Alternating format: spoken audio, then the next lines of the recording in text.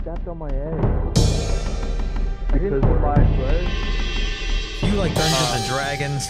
No. We're Dragon Deez Dice. That's Comedy crazy. D&D 5e actual play show where a group of inexperienced heroes embark on a vast and deep storyline within a homebrew world of magic and mischief. And mystery. And me. Get the mystery. A coliseum left in disrepair, you're one step closer to your goal of ridding the lands of the vile industrial complex that has the guise of entertainment. Wrecking the Hasdale arena didn't come without challenge, however, as you first had to vanquish a strange hydra that escaped containment and terrorized the town in secret. You also killed a teacher of the Afterglow Academy that was after a shard of dragon scale that was stored under the arena. Mherren herself grabbing it and warping her into some strange, demonic, possibly draconic form, sprouting torn wings and growing scales from her intensely glowing scars. She seemed to lifelessly slaughter each of the guards one by one, even hurling a ball of magical energy, but you all kept the last night alive for interrogation. Not much was learned between this man and a skeleton questioned with a speak with dead scroll, as they all just seemed to be pawns of a larger operation, and you ended up finishing with more mysteries than answers. This was all enough to scare some of your companions though, with your bug friend Tic Tac now seeing you all as ruthless killers and running off into the night. But in your own ranks, Pebble herself seemed to have a moral quandary. Putting people in a coliseum to fight is wrong, but the common man simply sees it as a form of entertainment, a way to bring in money, and in extreme cases, a path towards the world's redemption by cleansing criminals so that the gods will return to the world of Diz. Your ally, Eloise, is the least phased, as this is something she's used to from being involved in the resistance group, the Dawn Trotters, and she tags along with you to the capital so that she may continue moving north towards Lupinpine, another coliseum in your path. Mherren and Sana, both passed out unconscious for different reasons, are dragged on to the teleportation circle as with a blast of energy, you're all transported back to the bathroom of your capital city apartment on Ivory Rise, 69th Street. Yippee! I gave you all the address there, by the way. I realized I never gave you all the address. You're on 69th Street. Do I need to add Oh, that's that to cute. your I'll correspondence? I'll put it into my Uber app. Yeah, in case you need anyone, like, to send So you that is the mail or funny number. anything. Wait, holy shit, dude! I just realized that's a funny number. In the last session, Mherren had passed out after transforming to this creature. Sana had passed out on the T-Rex, just from a normal drinking, you know. Pebble, Shello, Balthazar, and Eloise with one of her cats is now back. The grand bathroom. Eloise teleporting into our bathroom has got to be jarring. It is pretty funny though. You guys burst with light into the bathroom of your apartment. It's very cramped in here with all of you now, like, shoved in here. The door in here is closed. It's you know, it's pretty late in the night. Crap. Sorry, Eloise. I sort of forgot it went to our bathroom. Eloise is looking around like, it's fine. At least this seems sanitary. Yeah, that's what you think. What? Sorry, let's go back a second. What do you mean by that? Well, listen. I've seen this place after Balthazar got sick, so Okay. this can we bathroom has just seen some things. That's can all I'm we- saying. Game's not even awake to reroute. Can we Hold just on, get hold out on, of here, Jack. please? She's like trying to like Yeah, move fine. up, but you guys are like in the way because it's so cramped in here. Yeah, all right. I'll open the door.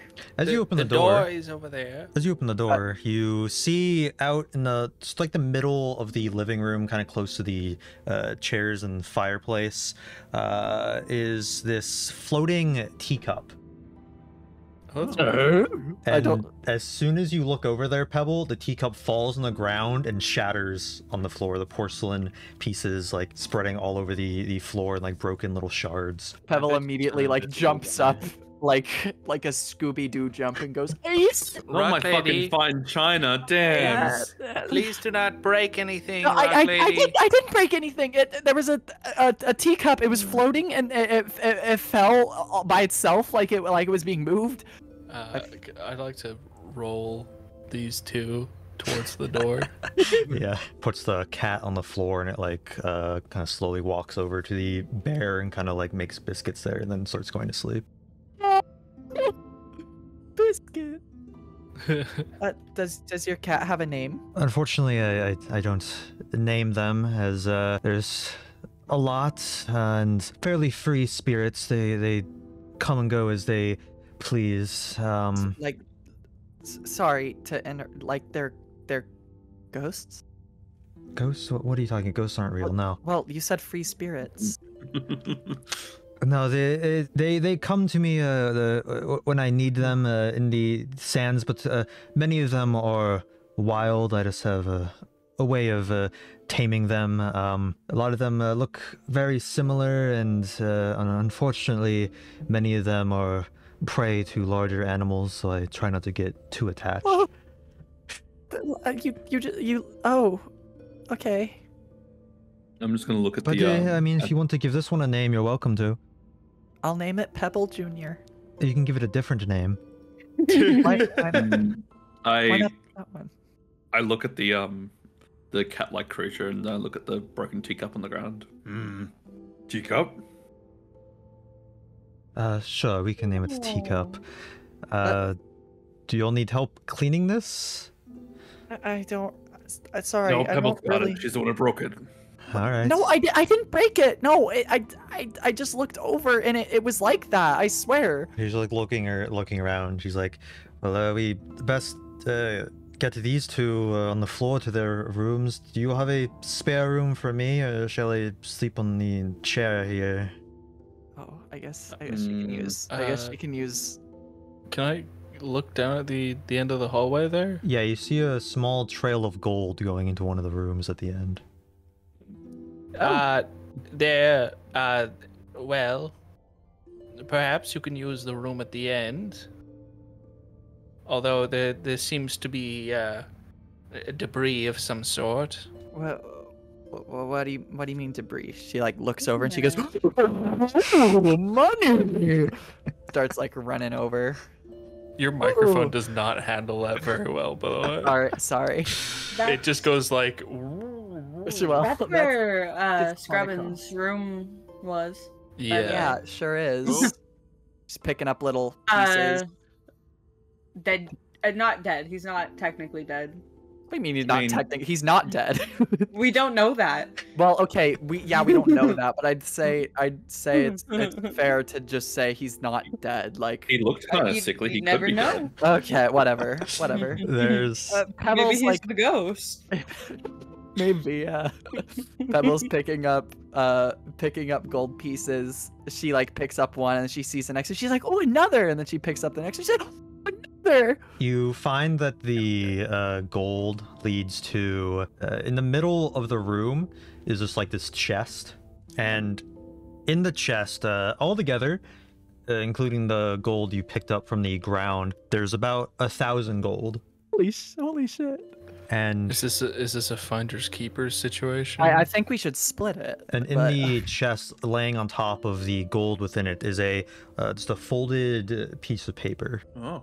I guess I'll pick it up and read it. It says, "Sending word from one soul kept, stray to side of mage's home, where ours will be set in stone." Sorry, hold on. I need to read this 5 times to understand what it means. Sending. I don't know where he's put it. I still am there. Sending word from one soul No, kept, I know what it said. I just stray to side I of can't mage's read home, it. where ours will be set in stone. Okay, I don't quite get the last part. Stone. Or the first part. I kind of understand what the middle part could mean. But that's it. Stone is another word for rock. wait. What about pebble? That's another No, word. I don't think so. I don't think Oh. that fits. All right. Well, Pebble's gonna take this little slip of paper. There's like, I got more gold in there than I can count, and it says there's a little slip of paper.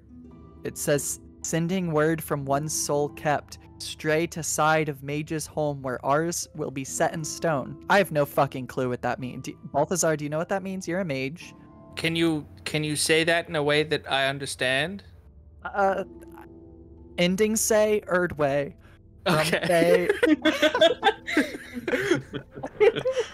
I want to maybe go back over to these unconscious bodies and go, egad! You The got bodies screwed. have collided. Yeah, Sana.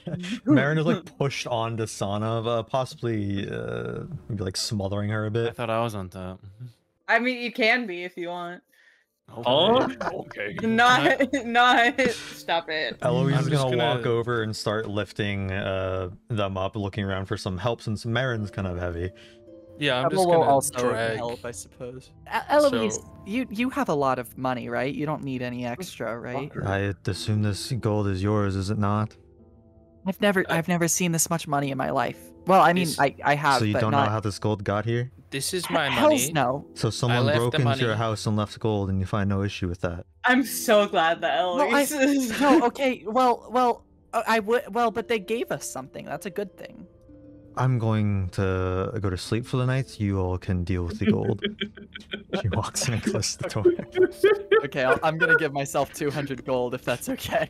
As you all Thank are you, walking Noah. around here at night, there's a bit of like an eerie feeling in the air. Like you feel kind of uncomfortable, especially you, Pebble, seeing that like floating teacup and then having it fall and break. But the rest of you get like just this weird sense that like something's like not right. Can I psych myself up before lunging into bed and trying to get this teddy bear? Oh my fucking god! Back to the teddy bear. I'm doing Hey, stretches we in haven't real been life. home in a while. Make a dexterity check. 9. Lunge yourself at the wall. Balthazar, you hear a bang on the other side of the wall. Shello, you hit your head kind of hard and there you're still unable to get it. Damn. Oh, poor guy. More paint probably like flecks off when you hit your head against it, but this like you know, like the landlord white painted over everything, some of that flakes off and there's some like red on the wall under it. Poke at it, see if it's paint. Poking at it, it feels, the texture of it is like papery, almost like wallpaper. Oh, well that's nice. Whoa. I was convinced you were about to say that it was gonna be squishy. If it was like meat wall, Yeah, dude, neat wall. the whole apartment is a mimic. Dude, that'd be fire! Oh my, that would be Crazy. so cool. That'd be so I- cool, right? Right, Peanut? I don't know if I want to investigate the wallpaper, the quote unquote wallpaper, or if I want to just like maybe pull away some more of the chipped paint. The bits that have chipped off don't happen to spell red rum, do they? No, it's like there's like one spot that like kind of started as like almost looks like a speck, but as more has like flaked off, it's gotten bigger and it's like a splotch kind of like the size of a regular human palm. Rubbing my hand against the wall to like get all of like the flaky bits of paint to start Yeah, doing pulling that off more around of it. the edges causes more of it to flake off, and you start seeing more than just red under it. There's Oh, more colors? Yeah, there's like white, and you start to get to some green and blue, and continuing just flaking it off. It seems that this is a poster that was hung up on the wall that was just carelessly kind of painted over, and it Oh, is what? a poster for the opening show of Eb and Abe, Oh, the two for one Oh. boys. I know them. The theater that you can actually see from your window because you're across from the entertainment district. Can we just address how fucking crazy it is to paint over a poster? I mean, Yeah, that's Like, wild. Can we acknowledge that? The level of laziness is crazy. The I landlord's see for you. Lane has never I see that Lane has never experienced a landlord special before. Can I continue to like rub against the rest of the wall, not just Yeah. that one bit? You start flaking off into just what seems like another layer of just white paint. What was there before it was painted over like again, but as you flake off more, there seems to be some more red actually, but this red seems to specifically be like something is splattered onto the wall. Uh-oh. Like a messy eater. So you might actually say perhaps that the poster was a red herring. As you should chip talk away about more, it seems to be like these red specks on the wall. There's more that congregate into it looks like almost like a handprint, kind of So someone smeared. who is like eating salsa and then like they got a bit woozy. While and they reaching that's for certainly the a possibility. teddy bear. Wait, You is know, it they just near had the to brace teddy bear? themselves against the wall. No, well, the poster is kind of like directly up by the parallel bed. to the bed. The handprint is more closer to the foot of the bed Right. Okay. and kind of lower to the ground than the poster. It's not too hard to chip, but the more you get away from the poster, it becomes more difficult because that poster, like the paper being just painted over, made it kind of easy to chip off. But now that you're getting just like paint on paint, it's kind of harder to chip away at. So this is taking you like a while. Like just this much has taken you probably like a few hours. So you're probably doing this while everyone else is sleeping. And Balthazar just constantly hears like a flicking noise on the wall. Also, Yeah, Balthazar is having like a telltale heart moment on the other side. Yeah. I guess I'll go back to bed, but in the journey back to my bed, perhaps I'll lift up the carpet. The wood is stained red in a very large spot. Okay. Kind of like the rug was like maybe intentionally just placed over this like perfectly just giant splotch of like the wood being stained red. Well, someone did a poor job of painting that wood. Mherren, Sana, you both awake in your apartment beds, kind of confused how you got here because you fell asleep in an arena. But yeah, it is now morning. You all awake to some birds chirping outside. Pebble, opening her door, sort of like stretches and yawns, waves her hand over her mouth to help wake herself up, and then says, "Gods, I forgot how nice it feels to sleep in a real bed. Like my bed." Sana's drinking, just has a mug of something, and just like nods upwards towards Mherren. That's accurate. Yeah, Not Mherren anything. just sort of opens her door, expecting to be able to go out, and just is met with Sana. Good morning. Hey, Mherren. She doesn't say anything, but she nods. I hand Mherren my mug, just kind of like nodding, like if you want some. Mherren's gonna take a sip. Not outwardly affected, but she can feel the burn. Is the coffee juice. hot? Yeah. Yeah, Sure. for sure. And then a strong taste of vodka just hits you. Yeah. It is It's a also sack of very vodka. hot coffee, though. Sorry. Take my head into the kitchen. Yeah, you see Eloise is like looking through like the pantries and stuff for like food and such, and just like taking some stuff out and like helping herself, just like some cutting up some vegetables and things. You are eating? Yes, do you mind? No. Not at all. Do you want any? No, not at all. Okay, she just kind of I- fills up a plate and starts walking out. Okay, I do feel perhaps a bit of guilt for what happened before with the underground place and the other people coming in and whatnot. We have more important things to worry about right now. They Like food. well, yes, technically, but the Dawntrotters are making their way to Sweatlands. Diala is still undercover at the Coliseum in Lupin Pine. I'm not sure if the Sending Stone got mixed up in the commotion at our hideaway in the Sun's Peak, so I best make my way there to inform her in person. I may stay in the city for just a little bit to look around. I mean, I've never been here before. We have been here before. I imagine, since you own housing. Yes. Good luck with the breakfast. Thank you. She's just like has a plate and she's eating off it as she's walking back to her own room. Pebble's sort of sitting at this table in like very, very uncomfortable silence, just sort of like staring down like at her hands, like fidgeting. Knowing Oh, that Shelly can't have like, or shouldn't have like stuff like coffee, I just hand him like a little juice box. Yesterday's fight was It was stressful is all. While you were unconscious, the rest of us fought a couple nights, and it ended up getting heated is all. We're disbanding? What? No, we're not disbanding. No, God's no. I mean, it was intense. It was a tough fight is all. I push over the mug to her. She takes a sip thinking it's coffee and then goes And then before you put it down, I'm just gonna stop you and then slowly raise it back up and say bigger. And then I'll like pat your back like it'll help with the nerves. What nerves? I don't have nerves. It's liquid courage. You'll do fine. And then it That's- comes up. Pebble, Yeah, Mherren.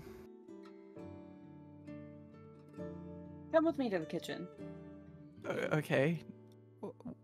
May I ask why? I'll tell you. Okay.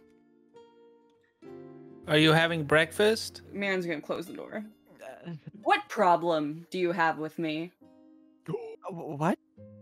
What about me do you seem to loathe so much? Please I please don't- tell me. Mherren, I don't loathe you.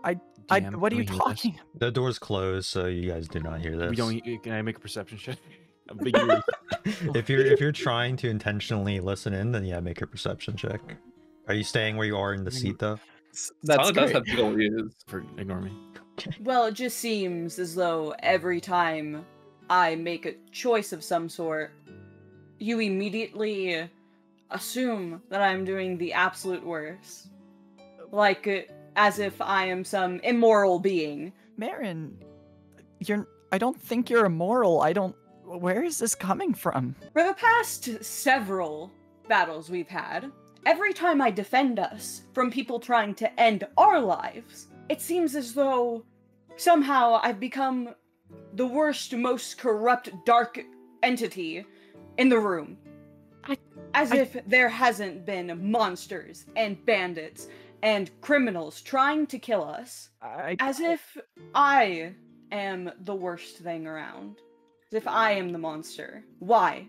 Every single time I defend us, not me, us, from someone trying to kill us, why do you come up to me and yell at me to not kill somebody, even if I have no intentions to kill? Why do you always assume the worst of me? I don't always assume the worst. That's not You what did it is. yesterday. Yesterday was different, Mherren. I think that sometimes you're just in fights. You're brutal. It's not just defense. Yesterday you were terrorizing those people. They don't deserve that. I know they're not good, but they don't deserve. Terrorizing? What did I do? That was so horrific. What did I do to torture these poor souls? I'm not sure you're thinking clearly about last I night. am. I was in my right mind the entire time, and I distinctly remember I defended us from people that were trying to kill us, and for that last guard that you claim so fervently that I was trying to kill, I was actually trying to knock him out, so we could ask questions. How was I supposed to ask? You looked like you were out for blood. You were towering over this man. He looked terrified. He looked like he saw the face of death. You weren't yourself last night. I don't know what it was, but you were terrorizing them. It was brutal. That's what you think. What do you You think that I'm some crazed beast when I'm in a fight. I don't think that. That's what you said. No, that's not what I meant. It's just I feel like sometimes there are better options. I mean, yesterday, if you were gonna knock him out, you should have just done it.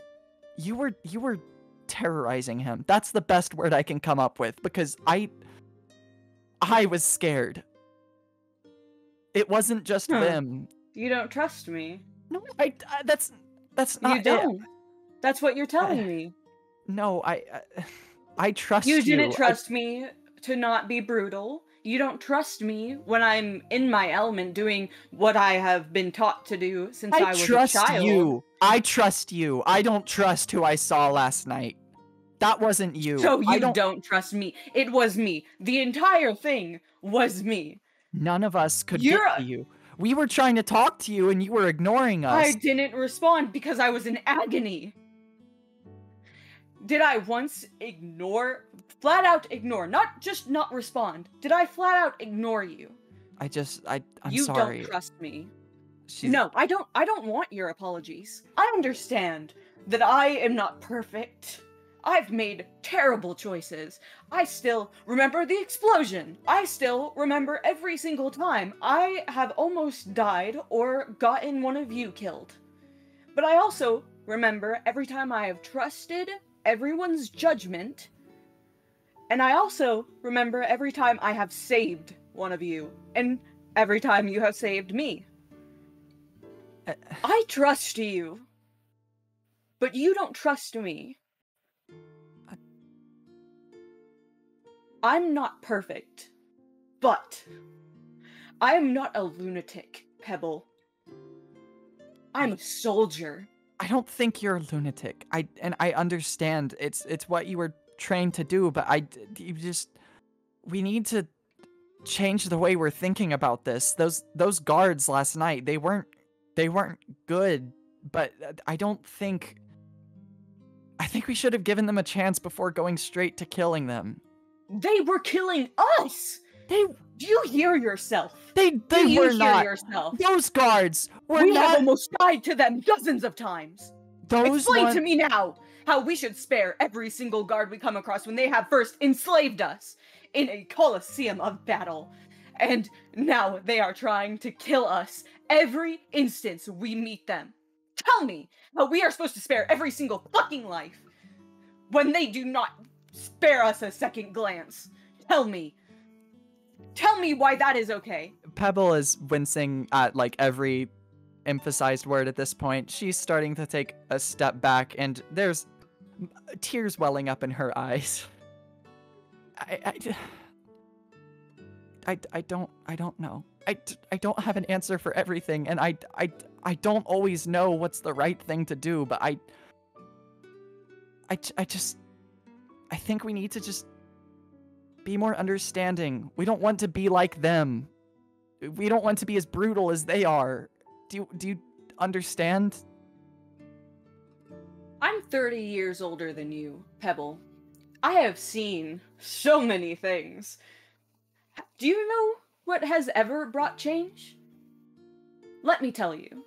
Because it seems like in your world that you live in, it seems like peaceful, oh, please don't kill us, we actually have a really good cause.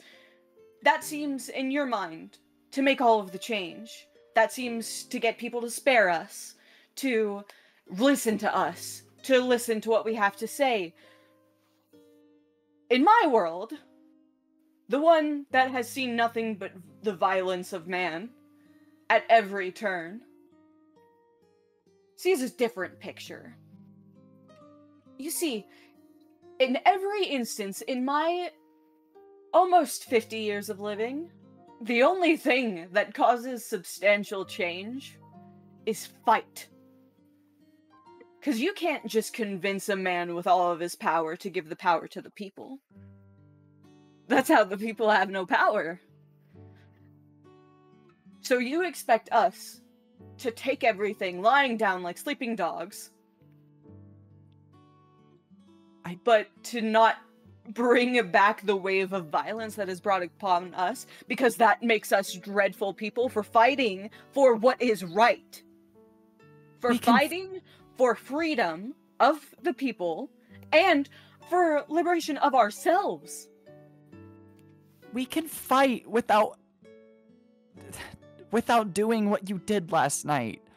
I understand some people, they can't change their mind, and some people, no matter what you do, they're always going to think they're in the right. I understand that, and I know that sometimes you have to bloody your hands, but gods, I mean, you were terrifying them. You were terrifying all of us. You have never trusted me. You've trusted this idea. This idea that I can only be the best parts of myself. I cannot look scary.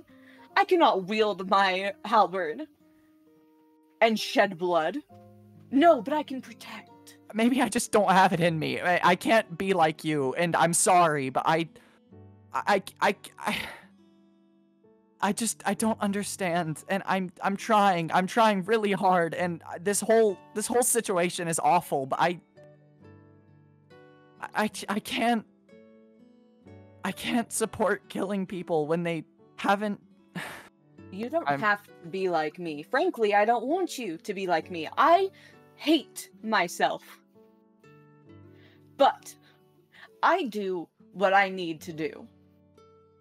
And all I'm asking is that you respect that. You don't have to keep fighting. If you don't have it in you, I know that's what you know. All I have in me is fight. There is nothing else left. If I don't fight, I will die. That's how it always has been. But it doesn't have to be. I am happy with what we are doing. I am happy with the liberation we are bringing. I don't think less of you. I respect you. I do, and I care about you. I'm not sure I'm convinced anymore. What can I do to fix this? You figure that out. She's gonna sit in silence for a moment longer before slowly, very, very slowly walking towards the door and just sort of oh my Sada, the area like on her cheeks right under her eyes, as if sort of like they might have soaked up some water, like maybe they've dropped a level on the Mohs hardness scale, perhaps. That makes sense. B3, can you make a perception check for where you're just eavesdropping just now? 16. You would have, once you got close to the door and started like actually eavesdropping, you would have started to hear their conversation, maybe a little bit muffled, but you pretty much got most of it. Mherren's in the kitchen, just leaning back against the table, just sort of processing. Anna's gonna look kind of like down at her her mug and like eyes kind of like wobbling and be like, well guys, girls got work to do. And then I'm gonna get up and then just go to my room for a bit. What? And Girls got work to do is the most crazy. iconic line from P3. Girls got work to do. as you get up and leave, I'm gonna turn back to Balthazar because Shella and Balthazar have been talking the whole time. So, Keeper of the Owl, you say that your owl can do tricks? She can. She's really good at it. Actually, the first trick she learned was fetch, and then she learned how to do like a little dance. It was great. Oh, she can dance. I How guess the- joyous. Dude, your dichotomy. daughter's a ballerina. That's so cute. The dichotomy. Suicidal.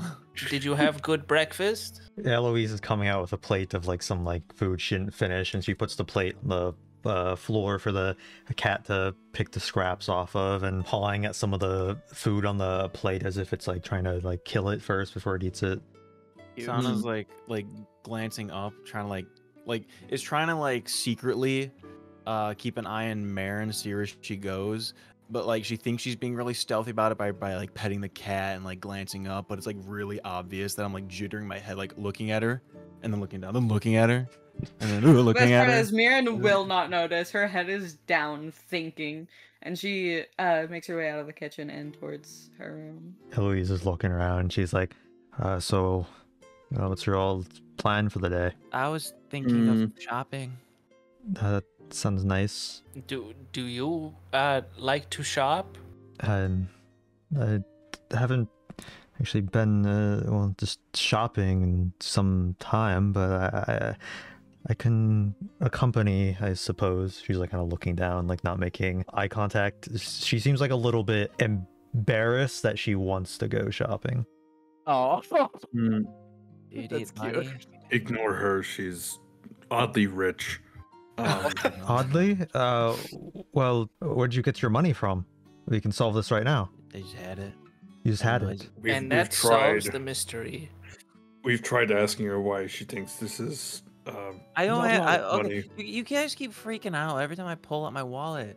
I don't have much. Wallet. It's like you carry around a whole treasure It chest. is. with you. It is a mace. That's You gotta crazy. stack that. It's a bludgeon weapon. When was the last time you were able to not have to worry about fighting? Well, I mean, I got my start living on the streets. That's where I heard about the Dawn Trotters and moved my way up the ranks. My whole life has been a fight, if you're really thinking about it, fighting for food, stealing. A while since I had just some just downtime where I haven't had to worry about scouting, making sure no one finds our hideout. Maybe we should go to the market. It might actually do you a bit of good to have, personal time. A little breather. Should we head off just us four, or should we ask the other two if they'd like to join? You three can go on ahead. I'll bring them with. All I right. see. All right. Girls got work to do. Eloise snaps her fingers, and the cat gets up and starts following her out of the apartment. Aw. So I was gonna go to the kitchen, go over to like where the ale is, and just pour a giant mug full of ale. And then about to pour a second glass, and then thinking about Pebble in general, I'm like, and then I pour orange juice instead. Brother, oh my. And then I want to walk out, and then and when I stand in between the two doors, I look at both of them, not like thinking of who needed help first, who should I talk to, and I stare longingly at Pebbles, and then I ultimately knock on Mherren's door. Mherren comes up, opens the door. I just wordlessly hand you the mug of ale. Kind of gives, like a crooked smile before she takes it. She's gonna just plop on your bed. Just have a moment of silence, not like awkward silence. Just let the emotions kind of brew for a second. They went out to go shopping for a bit. You didn't go with them? I got no, not yet. I heard most of it. Ah. Right. I want to scoot over and start patting this bed. Alright, Mherren's gonna come and sit. You okay? No. Not really. I've been through worse. She's calm in the moment, but she also doesn't know how to exactly do this because she's never had to before. So there's just multiple like long pauses. You probably already know this, but if it's any help, I don't think of you as some monster. Not saying she did, but just in general. I know you don't.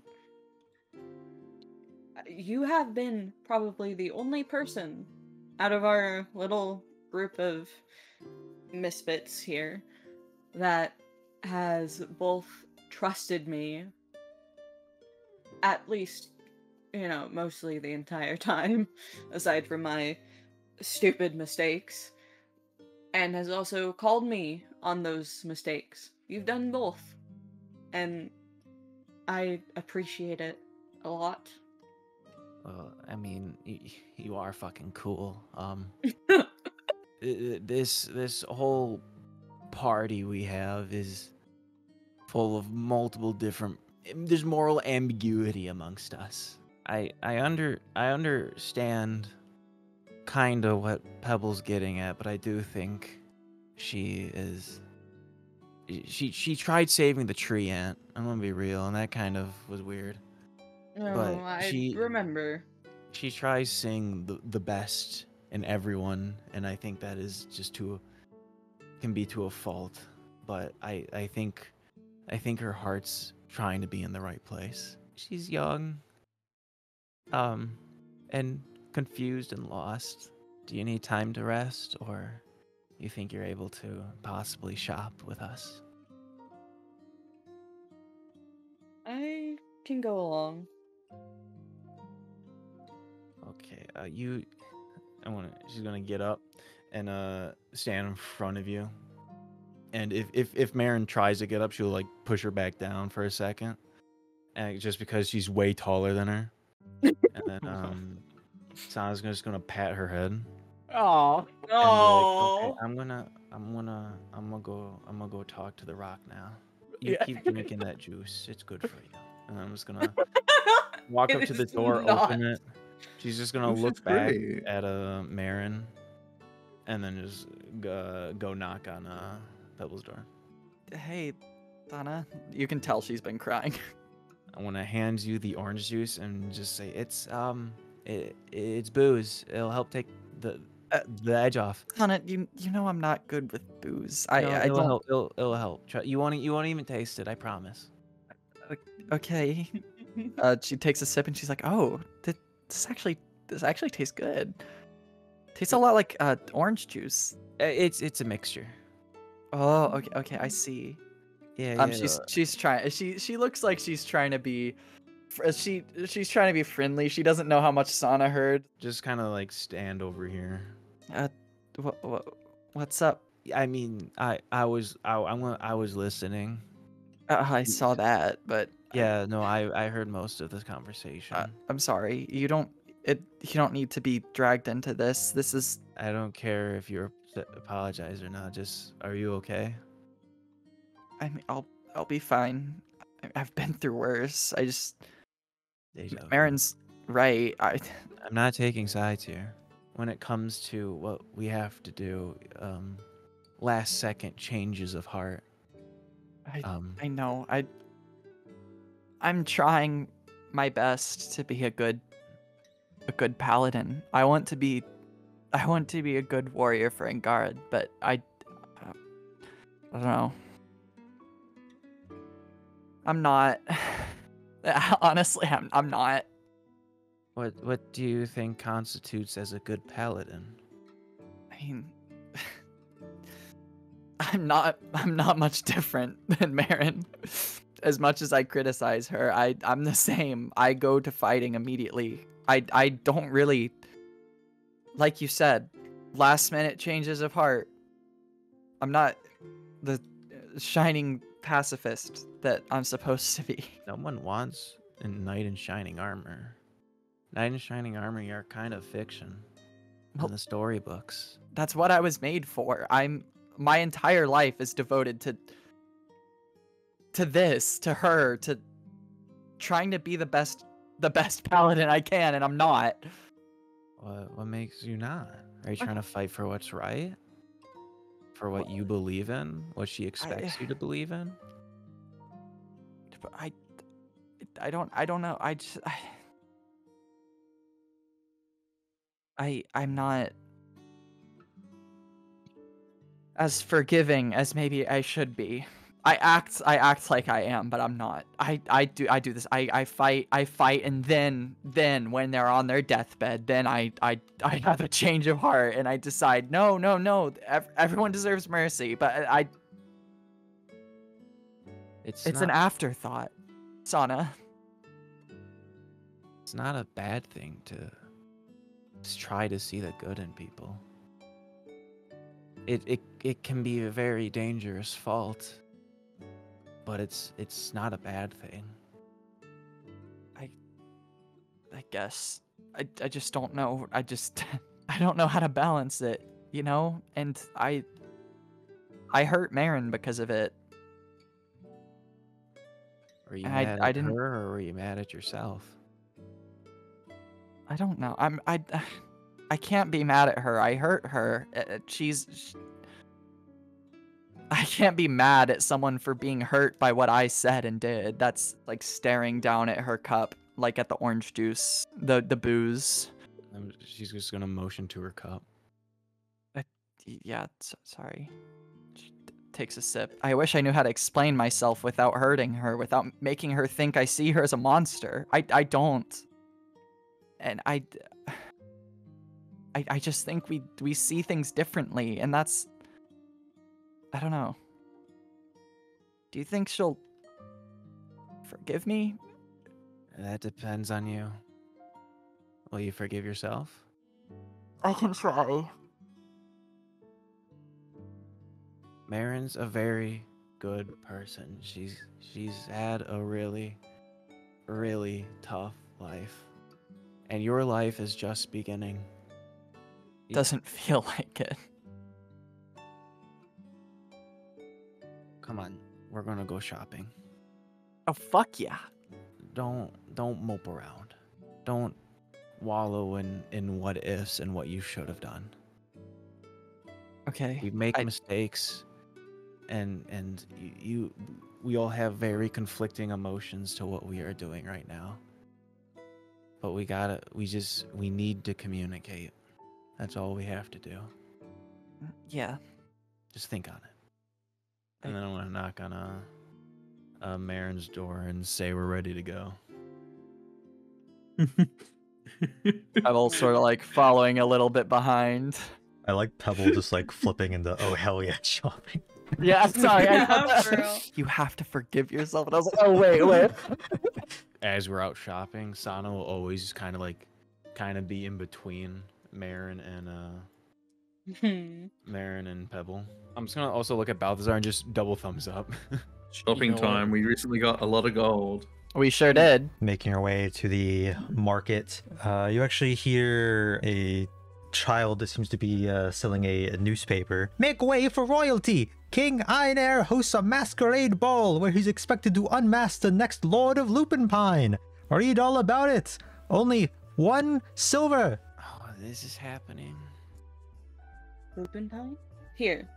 This should be enough. And she just hands him a gold piece.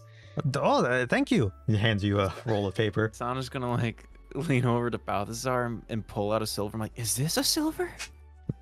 Yeah, that's a silver. Oh. What's it used for? Around these parts, not much, but outside of the capital, a lot of things. As we walk, just reading it aloud. Main story says, the streets are filled with wide-eyed citygoers hoping to catch a glimpse of the larger-than-life royalty visiting the city. Already spotted getting coffee with her escorts was Empress Etlani Caecilian. Then there's a paparazzi drawing of Etlani holding up a hand to shield her, like already clothed face from a crowd of people gathered around her as she boards this like fancy-looking carriage. Many vendors and craftsmen have taken the streets to celebrate the influx of tourists within the city, with many even placing bets on who the new lord will be. A reporter on the street asks a local business owner, Doppy, who thinks the new Tetrarch of the North will be, quote, I don't know who's who or nothing, but for my silver, I'd say that frog Dupe who I see on all the billboards around the city. He seems like a man of the people I can get behind. Yeah, there's just a little bit more like information basically just saying that there's this like masquerade the king is putting on at the castle to unveil who the new lord of Lupinpine will be. There's some more sections. There's a help wanted ad for university security. Ooh, I can do security. There's another like ad taken out that says, many adventurers have tried and failed, but can you solve Cornelius Conundrum's puzzle contraption? Get 1 free spell scroll if you do. Oh, we should try that. Puzzles. I'm good at puzzles. There's another ad taken out in between some other articles, and it just kind of has like some handwriting on it that says, need help, 85 Worcester Way, Solaria Residential. All right, off we go. Yeah. And then another ad. Savor the flavor. New summer heat mango chili dupes one-of-a-kind candied eggs. Get them at your local retailer. Oh my god, bruh. I'm so sick of his candied eggs. There's a paper for the funny pages. Can I just like tear those out and give them to Shello? I'm gonna be real. This Charlie dark tan character, I don't like the comics. There's actually a comic on the page that Shello reads. Panel 1 has a group of 5 adventurers in a dungeon getting ready to open a chest with the caption, how many adventurers does it take to open a chest? Panel 2, There's a pile of bones surround the chest with the caption, "It depends how hungry the mimic is." Ain't that the truth? I don't quite get it. There's another article that says 2-for-1 boys Ebb and Abe to be put on indefinite hiatus. All tickets for scheduled shows to be refunded.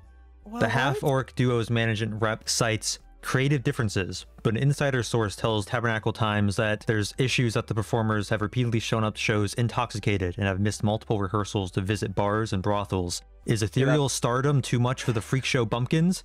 The contest of wits and wagers comes to the Aether Theater in the new primetime spot, with its opening ceremony in 2 days, having a grand prize of tickets to the King's Ball. Youch. So, based Poor Ebb and Abe. Oh, You don't want wits and those. wagers. I am neither a wit nor a wager, as some may know.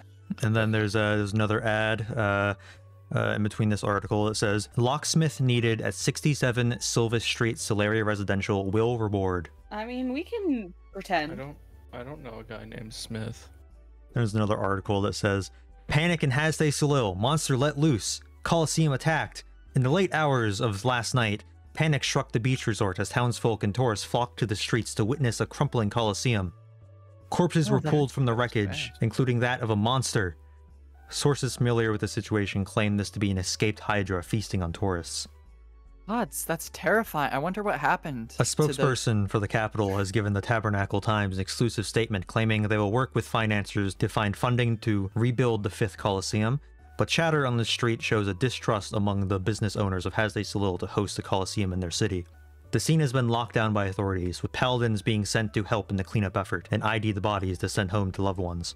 One suspect has been apprehended in the case. We've independently reached out to the Caecilian family for comment, but have received no response.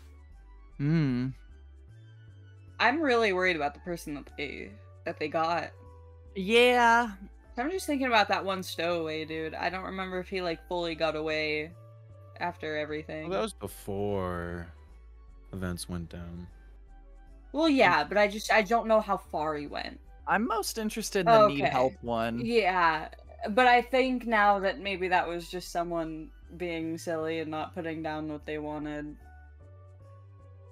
Or maybe it's like I a don't desperate know. call for help. But that's pretty much it for the newspaper. There's other like stories and things, but none really catch your attention as anything too interesting. They're announcing the leader of Lupinpine. Eloise, that's where you needed to go, right? Yes, that's where the Colosseum is, or the Lord there had mysteriously stepped down. I assumed they'd be replacing him, but this sure is an interesting way to do it. This would be good information, though, especially before you go, so that you know more what you're walking into, maybe? Yes, that could be very good information indeed. What are you implying? Are you saying you want to go to the event? I mean, if we go, we can learn more. Yeah. You just want to go to a funny dance. I do not want to go to a dance. I Sana wouldn't smugly mind. looking at her. I wouldn't mind going to a Well, dance. Miriam's cheeks sort of flush a little bit. Balthazar also smirks and looks at Mherren, knowing that she does want to go to a dance. He's being ganged up on. Eloise is like, I imagine after this ball they would publicly announce who the Lord is soon after, but it could be advantageous to attend. I mean, I've never had the opportunity to go to a bigger dance like that. I mean, The dances are dumb. The king doesn't even show up because he thinks he's better than all of them. okay, but I mean, I wouldn't mind wearing like a pretty dress and dancing. Can I look at the advert and see if there's it just states like alcohol provided? Oh my god. This isn't like an advertise, or it's like a news article. It needs to be written for not people attending, but for like the commoners being like excited about it and stuff like that. That all these royalty are coming here and kind of like escapism kind of deal. So it's not written for like those attending to it. Sana, it's a ball. There might be alcohol. I know there's alcohol there. I'm not stupid. Do they have any more of that alcohol that you let me try before, Sana? I liked it a lot. Yeah?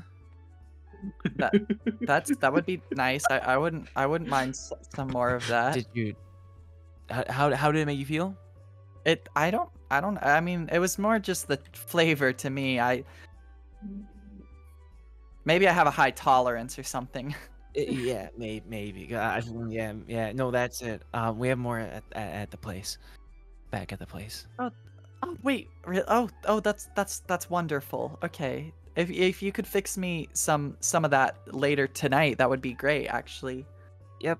I'm making an alcoholic, non-alcoholic. I want Shallow to look up from the funnies. I get the boner now.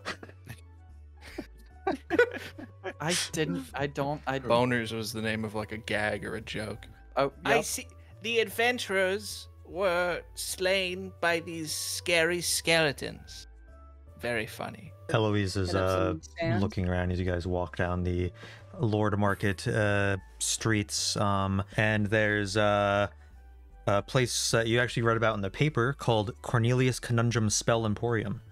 Oh, I remember that. And also you see that the clothing/jewelry shop that you guys had been to previously seems like it's under like some sort of remodel. Like the space where it is, the sign has been taken down and everything. The doors are like papered off, and it seems to be like some people like working inside. I wonder why that is. Interesting. Weird. It was such a great place. Was the Nothing was bad the ever an- happened there. That's where that bitch tried to kill you, Mherren, right? was the antique friends. shop where we get like a random thing? Yes. I kind of want to go there again. It was pretty cool, yeah. Again, it's run by a very old female dwarf. Feel free to look around. Let me know if you'd like something. And this shop is just filled to the brim with a whole bunch of just like junk-looking stuff. Anyone that would like to take a look around, trying to uncover treasures within this place, can roll a d10. Oh, I would love to. How's a 2 sound? I do want to look. 1 second. It's always Eloise Yeah, is yeah. choosing not to look. She's just kind of watching you. She's like standing close to the door and just kind of watching you all dig through Meanwhile, stuff. we're like win. diving into piles of Did we all trash. roll different things? Nice. Yep. So And I won. Pebble, you pick up a lock and key kind of tied together with twine. I call that the lock of trickery. When someone tries to pick that lock, they have an extra hard time, but that key there, it opens the lock, and I'm selling it for 50 gold. Basically, dex checks have disadvantage on this lock. Ooh. That sounds alright. Don't know how I would use it, but ooh. Yeah, I'm trying to think of the application that I could have for that, and I'm sort of falling short, but also I'll If you want try. to keep someone out of Yeah, somewhere. sure. Take good care of that. Best not to lose the key, or you would have trouble opening the lock, obviously. Yeah, thanks. Can I eat it? No. Okay. Why would you do that? Shello, you find a Hello. doll amongst the Oh, Perfect. stuff. You find it in like a pile of other dolls, but this doll seems special as it can learn 6 different phrases. It has like a little string you pull on its back, and it says one of these 6 phrases, and you can like kind of magically program it to say whatever phrase you want. well, does it take on my voice? Yes. Oh, I want it. How much? It has a tag on it that says 25 gold. Take my money. Testing it out, you pull the string on the back, and a voice says, "How does this thing work?" Oh, there we go. Makes sense. Can I pull the string again? You pull it again, and it's like, "How did this thing work again? I don't remember." Oh, they figured it out. I like this comical little character. Kind of like a Raggedy Ann doll almost. When you hand the shopkeep the doll over the counter to buy it, she takes it and is like, "Oh, what does this do?" Then she pulls the string, and the doll is like, "Oh, what does this do?" Then the shopkeep says, "Oh, that's right, it can learn phrases. Very neat toy." And she counts all your gold one by one. It takes a few minutes. She gives you back the doll after you purchase it, and she's like, "I'll take good care of that. If you find out what it does, let me know." Who's next? Sana. Number 7, you find a Afterglow Academy school textbook that looks used. It's 2 gold. Oh, great. What does it do? She I flipped is through it. studying magic. You flip through it, and it just has like some like random notes in it and such on different pages. It seems to belong to like an old student or something. It looks pretty old and kind of like banged up. Do I glean I can get use out of this? Make an Arcana check. Hey, You're having a hard time really understanding a lot in it. It seems that having a professor teach it would help. It's not like the book Pebble had read where it'll like magically give you a boost to anything. It just seems like a school textbook. No magic capabilities in and of itself, just kind of a very dry school textbook. Sana's gonna look at Balthazar, and what do I see him doing at the moment? I'm just looking for Like stuff. your ass is out? Yeah, he's just What? shaking his ass back No. and forth. Yeah, the plumber's crack. Oh, she's Why just you gonna- focusing on my She's ass? gonna like What look the at the book, look at Balthazar, just like search him, just look at the book, and then just kind of like think to herself, how much is it? 2 gold pieces. And as you look over at Balthazar, you actually see him pull out a sort of book of his own. It seems more like a magazine, though. It's called the Old Duchy Digest, and there's some pictures of a very old, wrinkly man, like long beard. Looks like King Einar. And it seems like a very old magazine. It looks even older than the textbooks. It seems a lot of the pages in it are like missing. It's so old. I'm sorry, how did I have the best roll? You know, I had the worst shit. It's not the best roll. It's just It literally doesn't matter. It is random. yeah. That's not what it means. It's not It's- like bullshit. Listen, man, I understand it's your first time getting random rolls. Mherren, you pick up this like kind of fanny pack looking bag. You open it out and kind of turn it over, and a whole bunch of pairs of old ladies' underwear comes piling out of it. Oh, And Mherren. Neslin, the old dwarf shop owner, comes over and is like, "Someone donated that, saying it's a bag of holding, but testing it out, I found it can only hold underwear." Okay, all right. I really hope that underwear Oh. isn't used, considering it's an antique store. But all right. What do you mean it can only hold Oh. underwear? I'm sending the undergarment pouch for only 10 gold. 10 gold? Jesus, that's worth 2 copper. What if you wrap something in underwear and put it in there? Put anything else in there, Not and as an underwear though. A lot like a loincloth. That could just be a cloth. I don't know the semantics of it. Some scary magic at play here. what happens if you put anything else in there? Anything it explodes. doesn't like, it just spits back out. When you say it spits stuff out, does it do it with a lot of force? No. Oh. Could have been useful. In How what often do you fucking change your world? undies? No, I was Well, no, 'cause thinking if it does it with enough force, then you can put something in and it'll launch it Yeah. out. Well, sure, with exactly. enough force. like but I don't like think- explosives it- or potions. That would take a lot of damn Um, force to make that useful. I'm gonna say it. That's If we Well, put a what, lot you're of not gonna use underwear it in enough? there Exactly. and gather a bunch of people we fight's underwear, we can make makeshift ropes, slingshots, masks. Like Sana wants to buy it. Just a piece of fabric into it to see what happens. Not underwear. Just getting Gross. some rag, just like a rag, and putting it in there. It just kind of like pops back out the top and falls to the ground. We don't need this. no, we don't. No, not at all. I don't. In what world? poop underwear. Eloise is shaking her head, and then she walks out the door and waits outside. Oh no, man.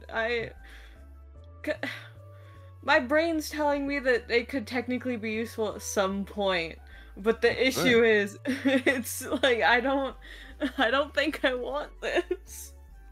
I don't think I This want is a very a character-defining fanny moment pack for of you, so, holding like- for underwear. I don't think I want that. I mean, if you have massive granny panties, that would probably be useful if they don't fit in a normal bag. Massive granny Don't. panty. Rand's your gonna shoes. put it back. I want to go to that the magic store Emporium? you mentioned. Cornelius Conundrum Spell Emporium. Yeah. Yeah, it sounds cool. It seems like a very a fairly new shop. Seems like he's still in the process of getting like wares and things. So he doesn't have like a lot. There's a lot of empty shelves. He has a scroll of suggestion, a scroll of witch bolt for 100 gold, enhanceability for 120 gold. The shop owner is this this elven man with big round glasses. He seems around like mid, kind of young adultish, but hard to tell like how old in elven years. Twirly mustache and like bushy eyebrows, and he's like, "Welcome into Cornelius Conundrums spell Emporium. Are you here to solve the Cornelius Conundrums puzzle contraption? Many adventurers have tried and failed. I might be able to do it. I'm pretty smart. You can get one free spell scroll if you solve it. I also have some spell scrolls for sale, and I have this here." He motions to a shelf of like cardboard boxes that are kind of like fairly small, and on the front of them it has like a diagram of this ring, but some like pieces of it are like coming apart. And he says, "These are boxes of spell storing ring assembly kits. This kit is a perfect project to assemble with your kids. If you have kids, to have some fun. It'd even be a good activity to do with your stepkids you don't like as much. Each spell storing ring, it comes with a random 5th level spell already inside of it. Wait, that's Can you flames. collect them all?"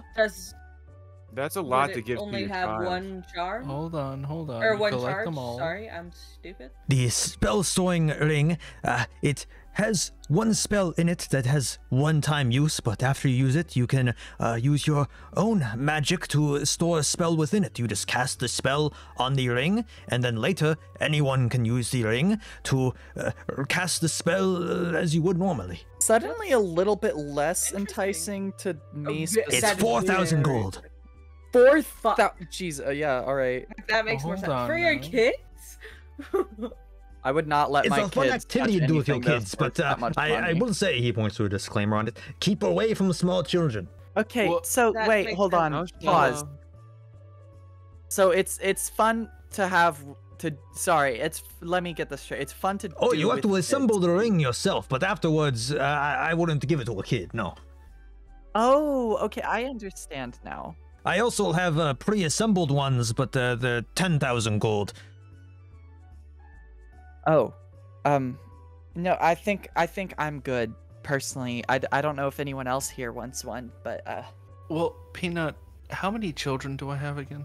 You have 0 children. Right. No stepchildren? No, if you look in your notes, it says no children. He's like in gold Does. letters. No, it does actually. It specifically says no children. I know it does right there. I mean, that's crazy. I do Okay, want to get it for I my think- kids, but I don't have any kids, so. Yo, you can get it for yourself, just to assemble and have a little bit of fun one afternoon, and then you have the magic item that's worth even more than I'm selling these for. It can hold up to 5 levels of spells. You could do 5 1st level spells, 1 5th level spell, a 4th level spell, and a 1st level spell. So many possibilities. But I each one see. comes with 1 5th level spell, and you collect them all? Ha! And if I like the little laugh at the end. That was really nice. It was the can you collect them all? Doesn't verify if you can or not. If you're not interested in the ring puzzle, then I have the Cornelius Conundrums puzzle contraption, and if you solve this, you'll get 1 free spell scroll, but you're not going to be able to solve it. well, how I bet I can actually. Curb your tongue, salesman. He starts pulling out a velvet board from behind the counter, and on this velvet board, there's a wooden cube, a wooden sphere, a wooden pyramid. Also on this tray is a box, and this wooden box has various holes cut into the top: a square hole, a circle hole, and a triangle Oh my hole. god. He looks at All you right, intently, fingers crossed in front of his face.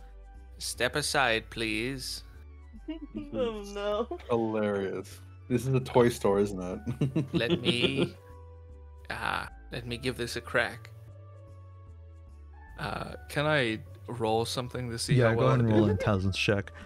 Intelligence. Oh, good. This is amazing. I couldn't find where intelligence was for a minute. Neither can I. It's a problem. I got a 16. Looking at it, the cube block, it could go into the square hole. The pyramid block, it could go into the triangle hole, but it could also go into the square hole.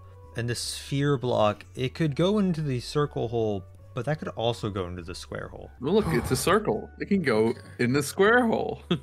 Modzy, I love your banter. However, this is a very serious thing. Excuse me, shopkeep. Yes, you're having difficulty, huh? Yes, it's quite the Oh, I know. conundrum indeed. I'm like sweating profusely. If someone were to make a mistake completely by accident, or an act of a god, perhaps, Mm-hmm. would you give them another try? Oh, yeah, I can reset it for you. Okay. I want to try and put the circle, or the sphere, sorry, in the square hole. You do that, and he's like, oh, wait, how'd you do that? How'd that fit in there? Well, it seemed like Wait, maybe you were that's not- playing a trick on me. Wait, no, that one doesn't go in there. Wait, hold on. He just starts looking down. He seems like he's doing math in his head. That's impossible. That's impossible. I swear to God. Bring on your next challenge. He Oh my swings God. his arm across the table and makes this puzzle just go flying onto the floor. And he's like, all right, step into the conundrum chamber. Oh, okay. There's more. He walks over to the wall and pulls a lever, and the wall starts lifting up slowly. He has a very serious look on his face. Do we all enter, or just me? All of you, enter now. All right, gang. Okay. The wall the slams fuck? shut behind you. Figures. Hello?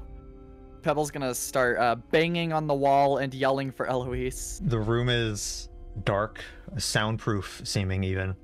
And then those of you with dark vision, you see in the very center of this kind of square room is this pedestal with a button on it. And on the opposite side of the room is 10 unlit torches just like on the wall, evenly spaced out. I want to hold down the button. As you hold it down, for each second that passes, one torch on the wall lights up. So 1 second goes by and magical, just like deep red flame lights up on the torch. Am I able to tell if the flame itself is magical? Make an Arcana check. Okay. This is my specialty. Oh, it is my specialty. Natural 20. From what you understand looking at this, the flame itself is magical, and pressing the button is what is kind of activating this magical flame to ignite. Another second goes by, the second torch lights up with this like blood red flame. Okay.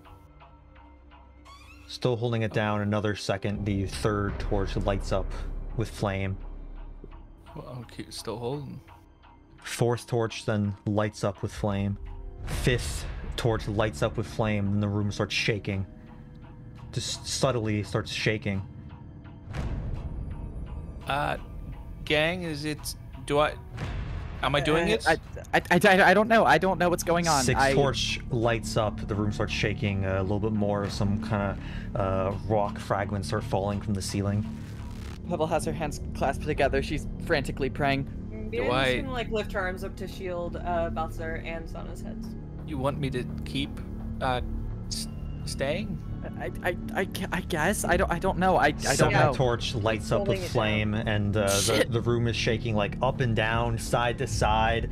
Some of you are starting to get like a little bit disoriented. I'm gonna keep holding it, but like look back at the group, kind of concerned. Yes. Eighth torch lights up, and you start to hear like a low, kind of almost like mechanical growling sound as the room is still shaking slightly more violently. A beast, perhaps, gang? Hello? I don't know. Oh. The ninth torch now ignites with flame. The kind of growling is getting more intense. The room is shaking. Just like some of you are starting to like lose your footing, kind of like trying to keep balance. The whole room now is like lit up with like this red tint. Some sort of like smoke is kind of emanating from like the walls and such. If this is unnatural, perhaps letting go of my hand might stop it. One left. Still holding? Yep. The 10th torch lights up with flame. And then the shaking stops. The torches fade out. The smoke clears. And the wall behind you slowly opens back up. And Cornelius is like, "Oh my god! How'd you figure it out so fast?" I'm gonna keep my hand on the button. Mherren just lets out a big. Oh my god. He's like tearing out his hair right now. Stops like holding on to Sana and Balthazar. So say. Sana, after a few seconds, then let's go. Thank you for this. Gang, do I let go of the button? Yes. He Okay. falls to his knees looking defeated. And he's like, You've bested both my conundrums. They were very difficult. Um, Do you have any more conundrums? Just the ring puzzles, but fine. You've earned your puzzle masters. No puzzle can defeat you. He Thank slowly you. gets up, kind of moping. He picks up a spell scroll and a box of the ring puzzles and just hands them both to you, Shello. Here, thank you. take a speak with the dead scroll, and you can have a free puzzle box for the ring. Oh, thank you for the puzzles. What? Please get out. Just get out and leave me alone. Oh, you've ruined okay. this, man. Shello, I think you really fucked that guy up. I don't think that guy will ever be the same. But he questioned whether or not I could do the puzzles. No, I mean it, dude. I think you broke him. Yeah.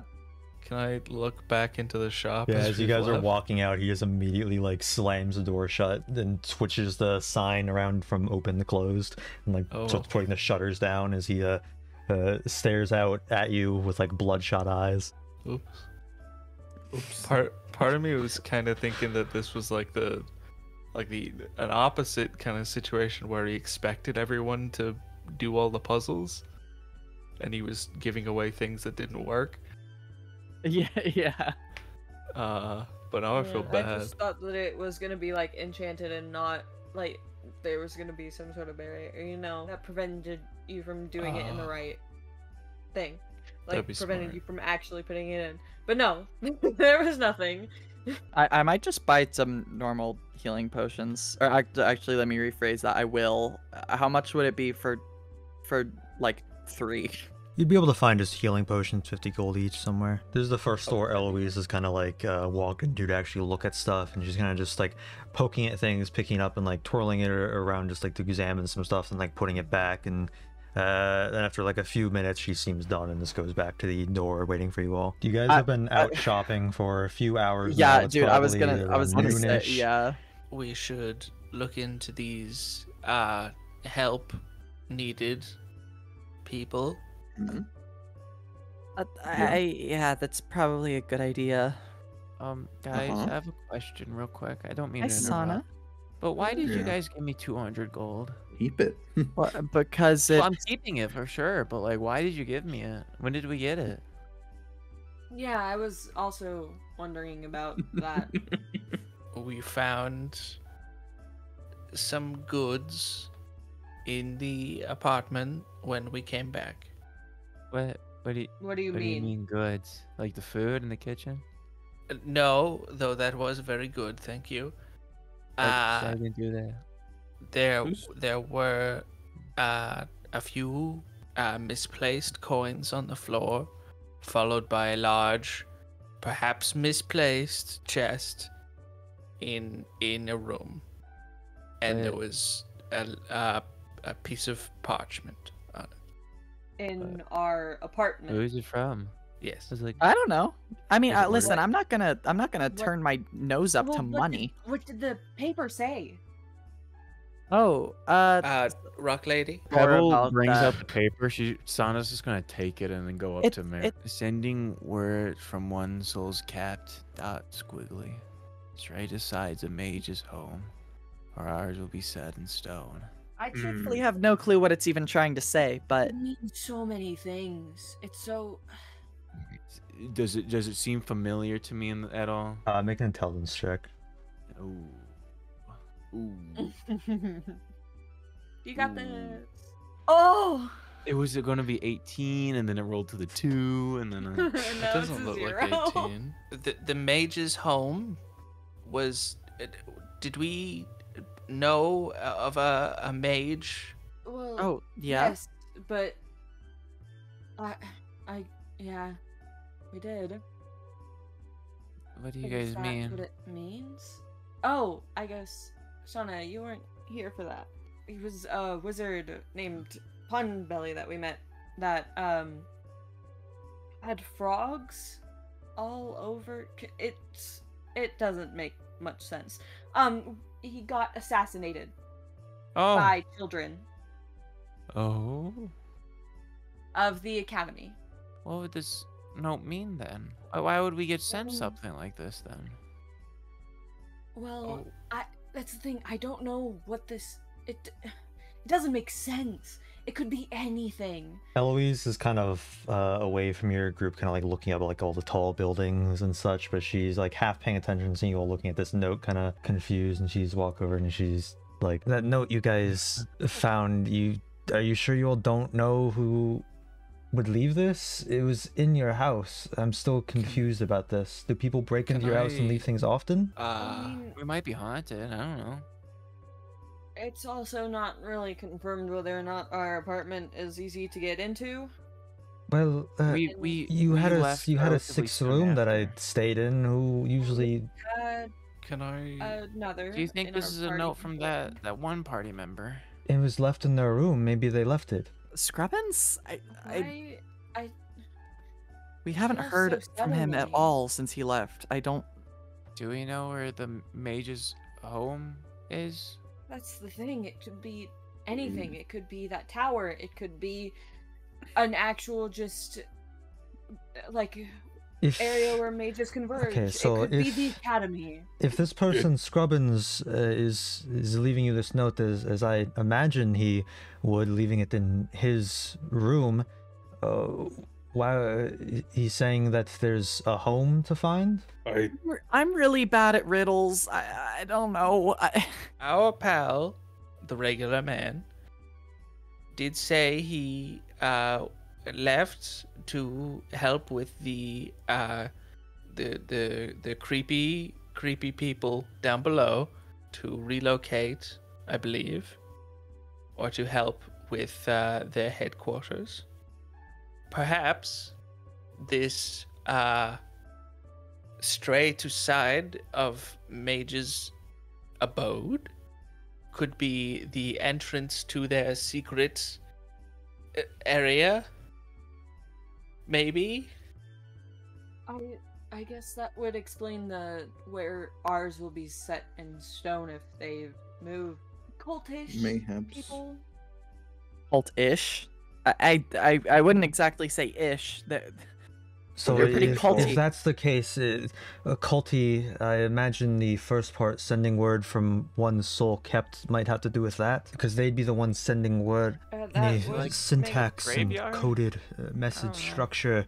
This first part before the semicolon, that would be, I imagine, who is sending the message, so you can verify who the message is from. This second part, straight aside of Mage's home, I assume is meant to hint towards a broader place to look, and then ours set in stone. It must be once you arrive to the previous place that narrows it down further, right? Scrubbins wasn't with us when we saw Balthazar's house in the memory stuff, right? No. Scrubbins was long gone. Yeah. Is okay. there any That's what I place thought. in town that would you guys know of a mage's home? It's the only thing I can Unless it think was of that Pun he was Belly. there There's- for there's was the- the There's the entire Pun area Belly. of the capital that's mages' homes. So that kind of sucks. Don't laugh at it, you motherfucker. You said that there's a district in the city for mages, but if it's an entire district, it's pretty large. We need to narrow it down, but keeping to the sides. Pretty much any of the districts around it, maybe Strayside, Orange Square, could technically even be the Sunlink Towers. or Stray to Ivy side Ride. of Mages Row. Home. Wait.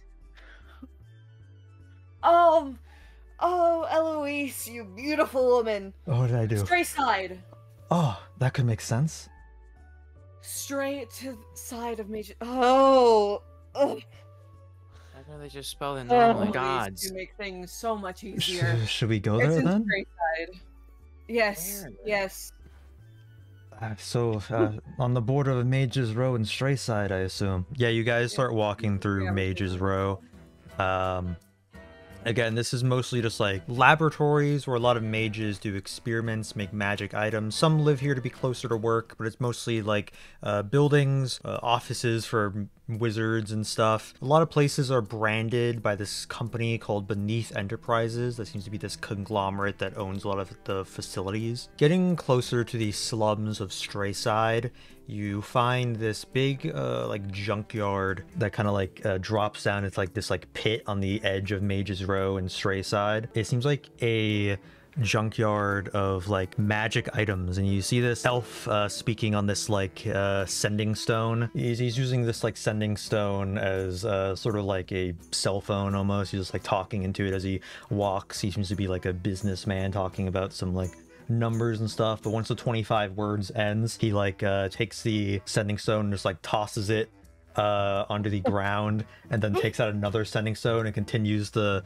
speaking as these like cleaning crew kind of like sweeps up the sending stone and puts like trash bags of them down to this junkyard, just throwing them all in. That's horrible. What the fuck? That's so wasteful. I guess they're we just can take rocks, them? but like, wow. Because you can use them again. We can take them. Yeah, that's wild. Inconvenience. We should really take them, I think. Yeah, but then they'll Okay, only but be we don't on know the where they side. lead to. We'll use them tomorrow, and then some random business person will hear us. Eloise looks some of you seem disgusted by this. Eloise also seems like disgusted, but as you kind of leave the bustling magic area and get to the more shady Strayside, this place is a lot more like eerie feeling, almost like there's a lot of like scavengers here. Even though it's daytime still, like at this point it's like a little bit past noon. This Strayside is like dark all day because the giant towers of the Sunlink Towers blocking the sun. So just Strayside is like entirely shaded and almost seems night right now here. There's scavengers like picking through the magic items to find what's still useful, testing things to see if they're able to like attune to them. As you're walking around, you see that there's like this big pit of just like sending stones that these like cleaners are like putting these into. It seems like the largest section of this place, and you're getting like eyed as you like walk around this area by these like scavengers. I don't know if we're very welcome here. I have a feeling not many are. Do we know where to go next based on this note? We'll be set in stone. Set. So I'm Yeah, assuming I this don't. bit. Because sending stone, going by the thing Mherren found. Smart. Also, Smart it son. says the first line, I think, would also fit with that. But how do we start? You see this big, almost like a well filled to the brim with just like sending stones. I want to pick one up, put it to my ear, and go, "Hello," and then put it down. I have to be attuned to it. But as you start going through stuff, you get the attention of some scavengers nearby, and they stop what they're doing. There's like watching you, and then one in like a big trench coat starts like approaching you all. I was Brienne's gonna like. cross her arms and stand in front. Sounds gonna like move her money pouch more towards her back so her cloak covers it up more.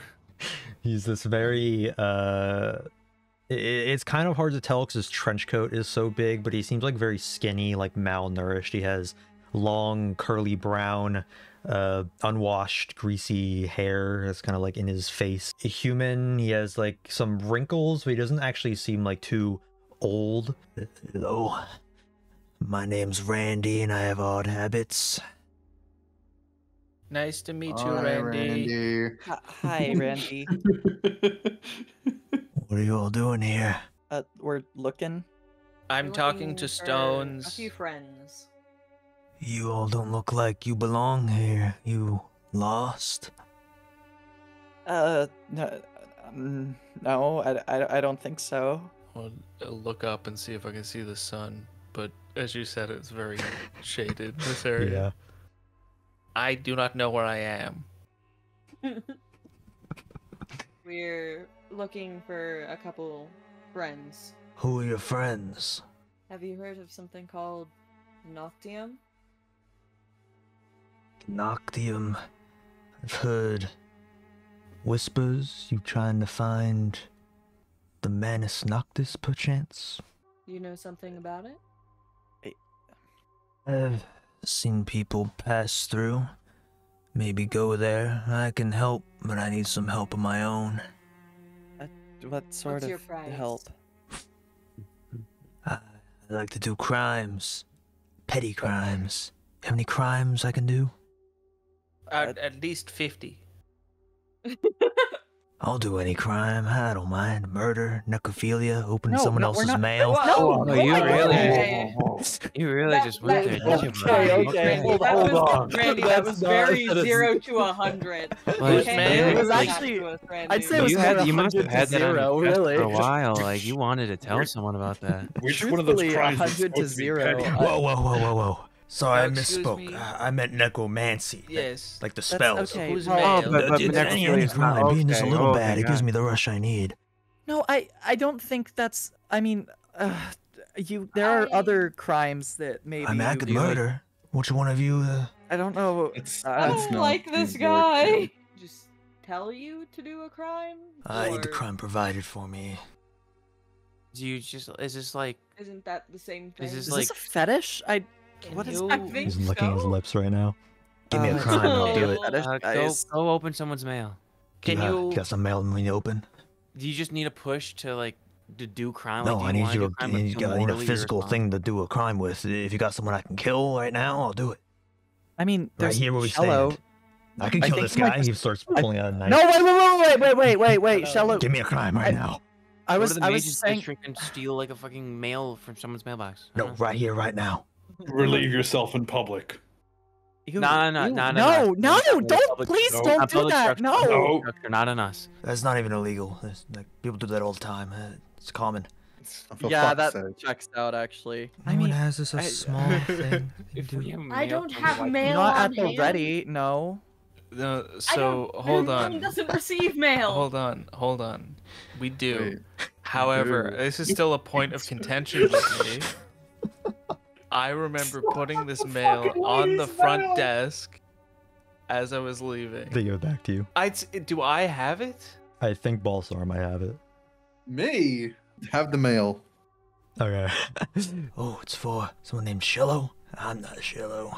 He starts slowly opening it, Where did the sliding his actors- fingers across. Oh, that's the stuff.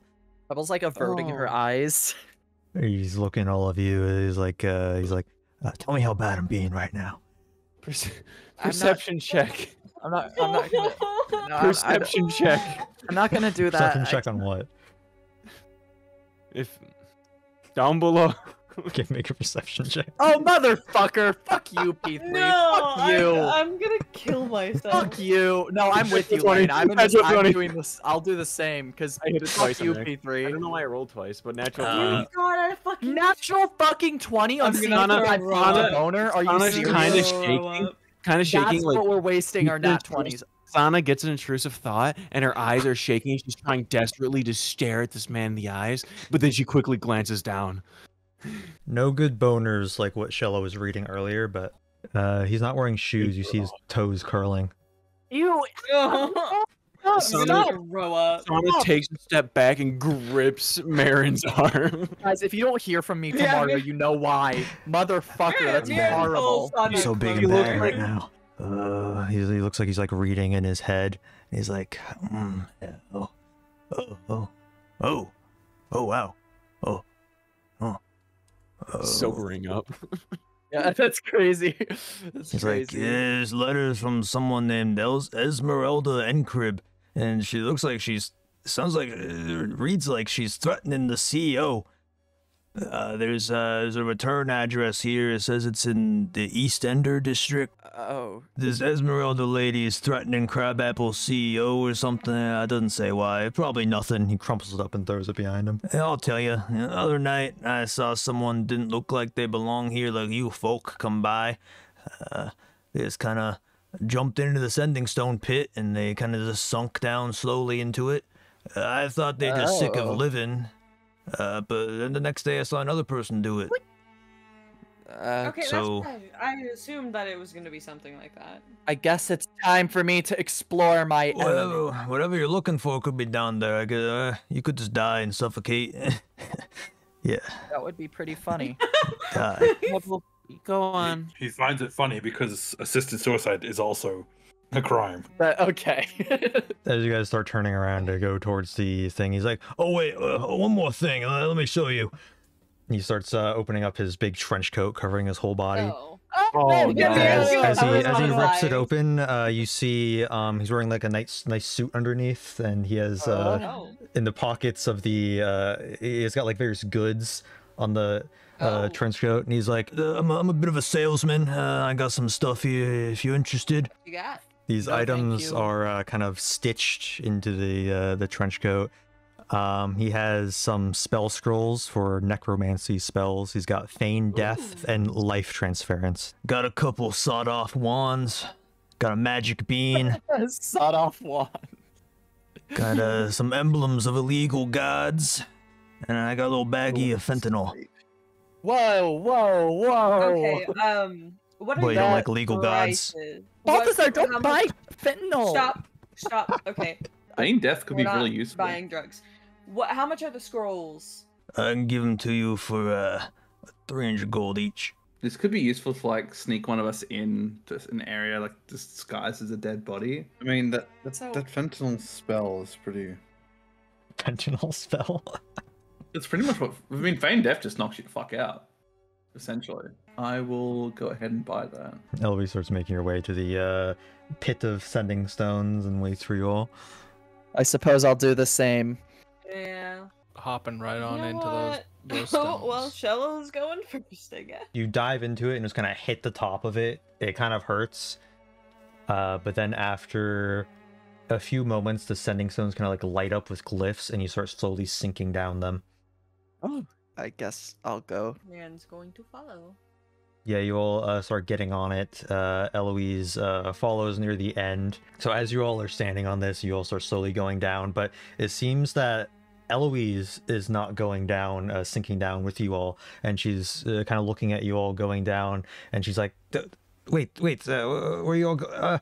And then you just like kind of hear her become like muffled as your vision like goes black. And you feel like smooth stones rubbing against you. It could almost feel like a massage, but it's so claustrophobic in here, it's uncomfortable. Lovely. Hmm. Not actually lovely. That's terrible. It's the muffled voice of Eloise in the distance as this passageway refused her entry. A few minutes feels like an eternity, but this transportation down isn't entirely unpleasant as your bodies magically divide these smooth stones that move across you almost like some sort of massage, but yeah, it's dark and claustrophobic, and by the time you reach the bottom, the more panicky of your group may be gasping for air at this. Pebble. Dropping down from the ceiling, you all land in a dark room, faintly lit up by the glow of torchlight in the adjacent hallway. It smells of mildew, the walls a dark stone that's chipped and old.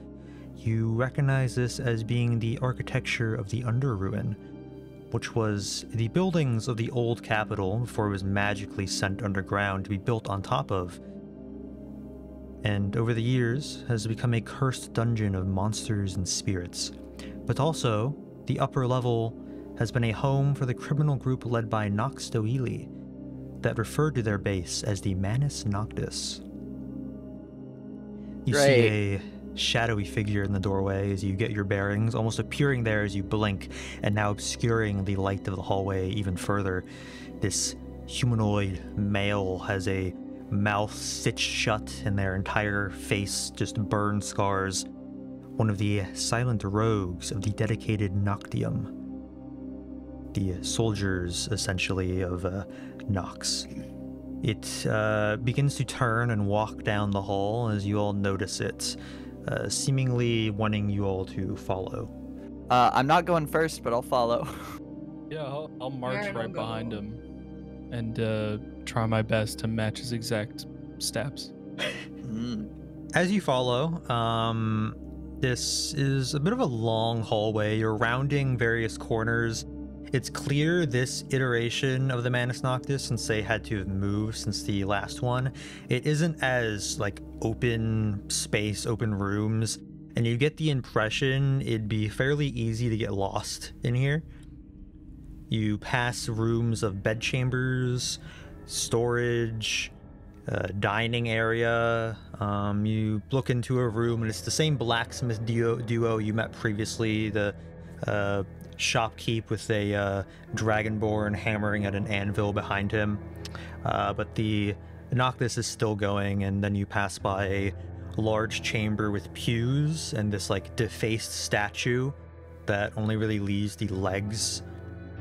And soon after that room, you're led to a room with this tiefling fence that you had met in your prior time, the Manus Noctis.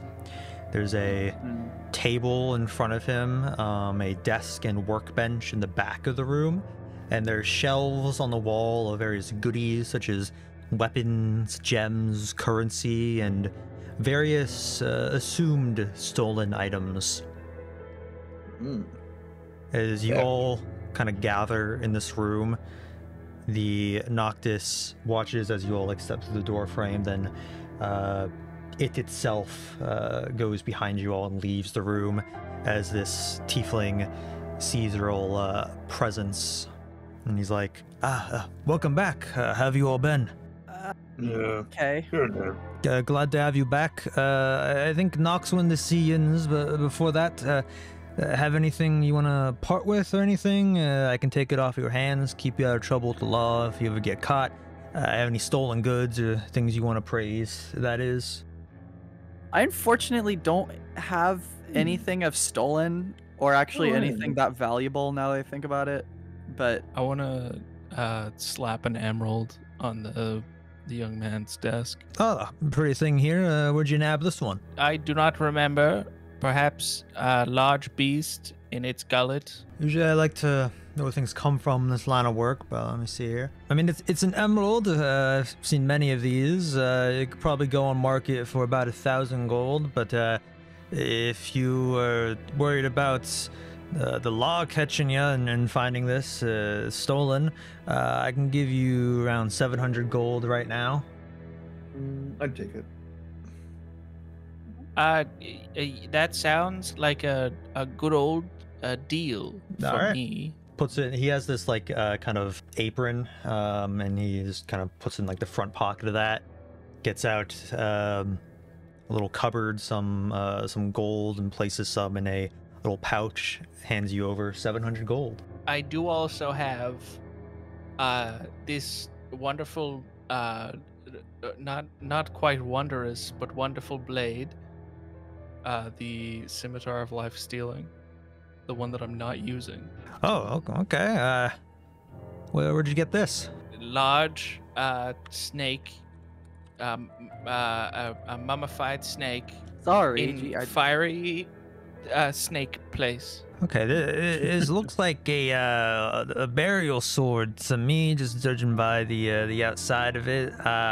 Holds up a spectacle to it and examining it. Got a hint of necromancy magic. Yeah, I could do 400 gold on this. Jesus. And, Pebble's salivating, by the way, seeing all this gold handed over. I would be remiss to not ask if there are any other weapons, perhaps befitting of a small ant boy, before I sealed the deal. Inventory for sale is fairly light right now. Pretty backed up on appraising things from the move still.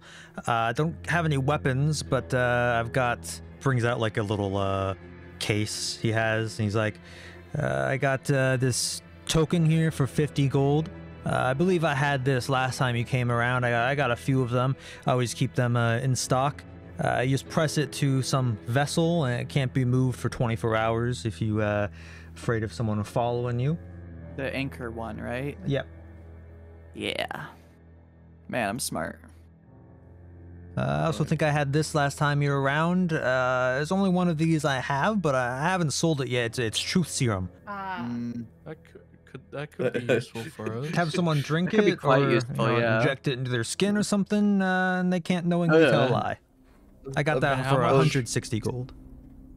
I'm looking not at bad. it. That's I felt pretty like cheap. telling him. All things considered, that's pretty cheap. Only other thing here I have, this medal here. We found it in what's now our ritual room by that statue. Well, how you use it is that if you're about to be hit with something, you can just tap it, it'll disintegrate, and it'll give you some boost to your armor. Is this the thing that I had What kind of before? boost are we Yes. talking about? It's a You plus really 5 struggled AC there. boost you can use as reaction. Ooh. I think I'll how much is that? This is 100 gold. I'll take your funny little armor metal and trade you this pointy stabby thing for the remainder of the gold it's worth. Oh, sounds fair to me. I kind of want to give it to Balthazar, but I also kind of want to give it to Mherren. Yeah, fuck You- Pebble, I guess. You have Yeah. 19 Fuck AC. you. I'm so sick of you I'm just... and your AC bullshit. I'm gonna give it to Mherren for that. For that wonderful performance. I want you to know, Yes. like, this is a joke, but a little telltale, like, Balthazar will remember that as popped up. And one last thing before, maybe another thing before I go. Okay. Would you mind telling me what this wonderful gift-wrapped doll in my back pocket does? He takes the doll and is like, it's wrapped in like gift wrap paper, like it's a present, and he's like, well, do you want me to like open it? If you please. Is this like a gift from me? Well, no, but I was handed it by someone else, and I was too afraid to open it because I was so excited. Okay. Go ahead. He starts unwrapping it. He takes it out. It looks like a voodoo doll. Oh, wow. Takes a pin out of it and like puts the pin back in. And Shelly, you feel a slight pinch on your back. Ouchie. He's like, it seems that this doll, anyone within 30 feet, you can magically connect this doll to in a way, and then putting this pin in, you make him feel a non-vital damaging, just sensory pain. Yeah, hear me out. Would we Yeah. technically, with that voodoo doll, be able to assign that to someone in our party and pour a health potion on it to heal them from a remote? It only I does don't think the that's how it pin works. poke. Yeah, I'd imagine it only does the sensory thing. Okay, I lost my we could- idea. You can- We could use that in a stealth situation. It's not too valuable, honestly. I could probably do like 50 gold for it. Well, no, he sounds I- like he really wanted it. I will keep it. Yeah, very, very well. Thank you seem to have a lot of stolen stuff. You got anything else? Yeah, a hell of a lot of stolen stuff. Can I? He's like looking around at the rest of you standing around watching this, and he's like, is this the only guy that steals stuff in your group? I mean, I don't You just I let don't him have loose? anything. Uh, Yeah, he does what he wants. Okay. He's an adult. I I do. think. I have a Ooh. pillow filled with hay. I have a plate. I was wondering when you'd mentioned the Why pillow the filled fuck with do you have a hay. plate? Take out the plate and place the necklace on top of it. Like it's like when you present something on a pillow, but I don't want to sell on my pillow. He picks up the necklace and he's like looking at it and he's like, yeah, I could take this off your hands. How much did you want for this? 3,000 gold.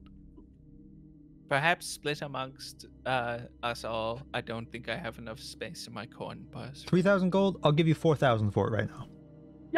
Wait, hold on a minute. Wait. For what? Shello, take the deal. Take the deal, Shello. No, Take the Chop. deal. No, Shello, take the deal. Why would he offer more if it's... He's putting it on a shelf behind him in a box that he then locks, and then he gives you a bag of 4,000 gold. Oh I'm my... glad we have a deal. Yeah. Thank you very All much right. for the good deal. I need to whip out the. So, But when All are right. we gonna steal that back? That's 800 each. Then he sees the plate.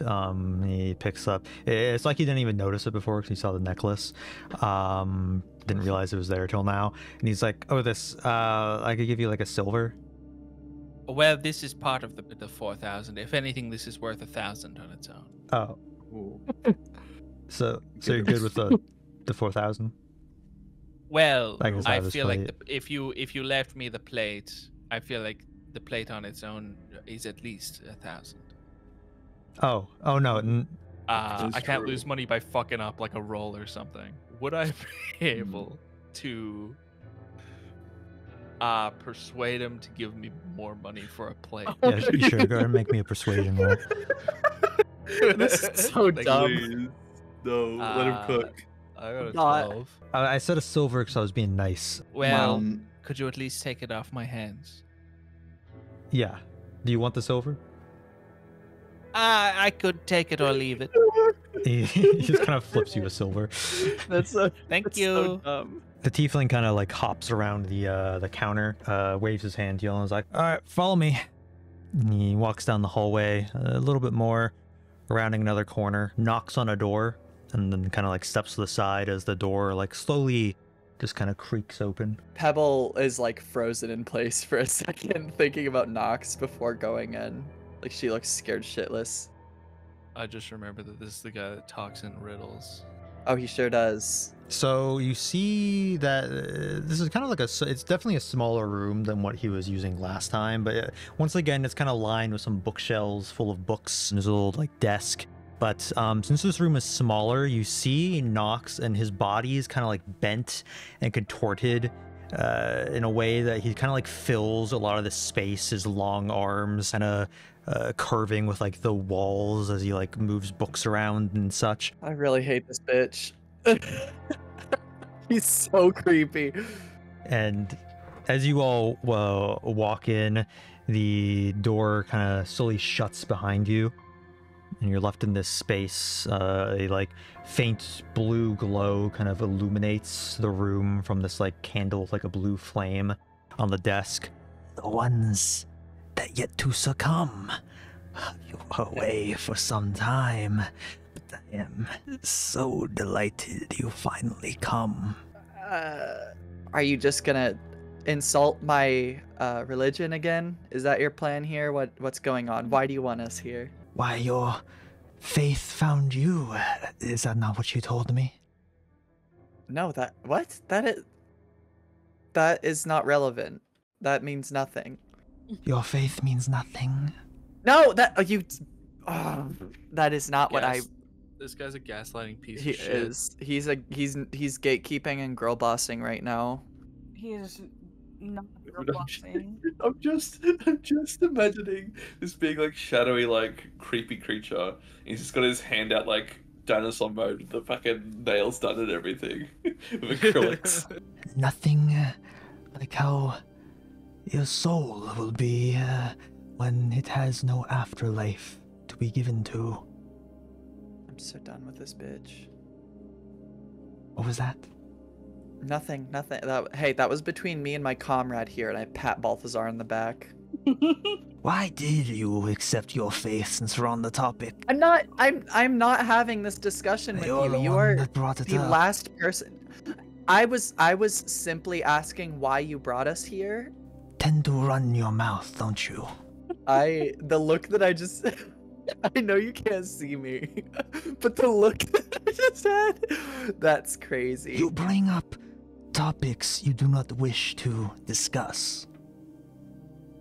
Why is that? I do not owe you any answers. You of all people, I do not owe answers. You vilify yourself so that you may stay the victim. Why are we here, Nox? Why did you come? Because you put like 1,000 gold on our doorstep and left a riddle, like you always leave riddles, and now... Simply a reward for our mutual partnership last we met. And you decide to give it to us now, after it's been ages since we've seen each other. I left it in your home.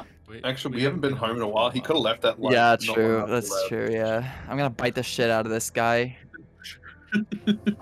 It was not in my knowledge that you'd be leaving town for quite some time.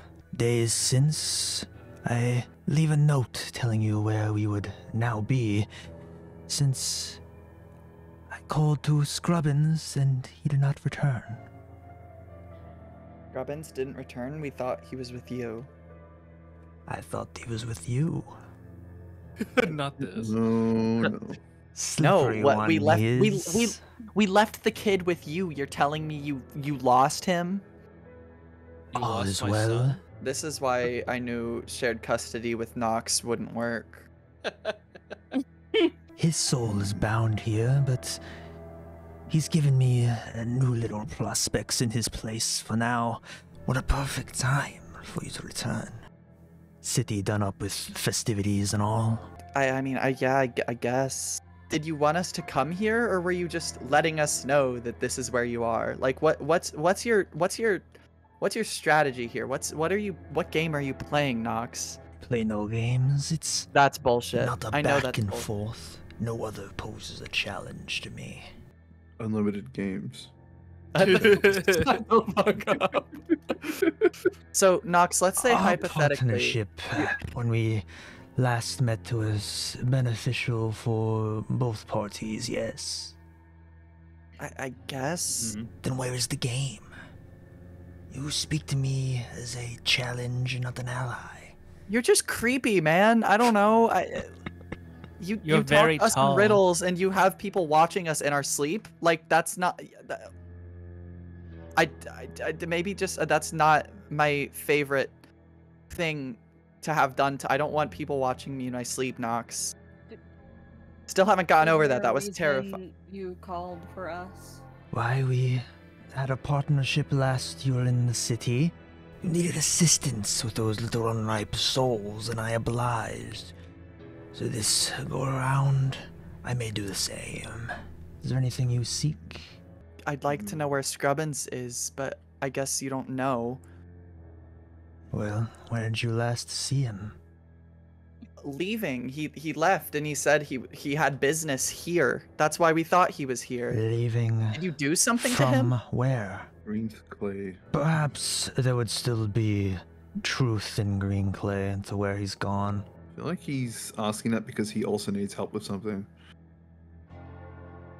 Yeah, he's trying to offer first, so that we're indebted to his favor. Yeah, what do you want us to do for you in exchange? Nothing's free in this world. I just don't trust. I can't take this at face value, Nox. You speak of the second verse when you yet understand the first. Oh my god. I have feet in He's many begging. graves. Graves that you all could yet fill. He's doing the thing again. Their whole thing is like shadows and the generally unsavory parts of the world. Would they know about essentially dead things like and gods and stuff? You can make a religion check. That's a really shit roll. All you It's really okay. know is that they worship the deity, the Keeper, which is a deity that concerns souls and such. And from the way Nox speaks, he seems to have a disdain for other deities. I guess we didn't technically agree on it, but doing the contest thing or whatever for the tickets to go to the to the masquerade ball. or whatever. Maybe they can source us some tickets. Maybe I don't think they have good connections. they steal shit. They don't need connections. We, as a group, would all like to attend a large function happening, and we're wondering if perhaps you could procure some of the small paper things that let us in. Masquerade. What a joyous time of disguising oneself. You wish to Yes. attend? Also, yes. Perhaps we can once again walk the same pursuits. I don't own a suit. Oh my god. We'll have to get you one.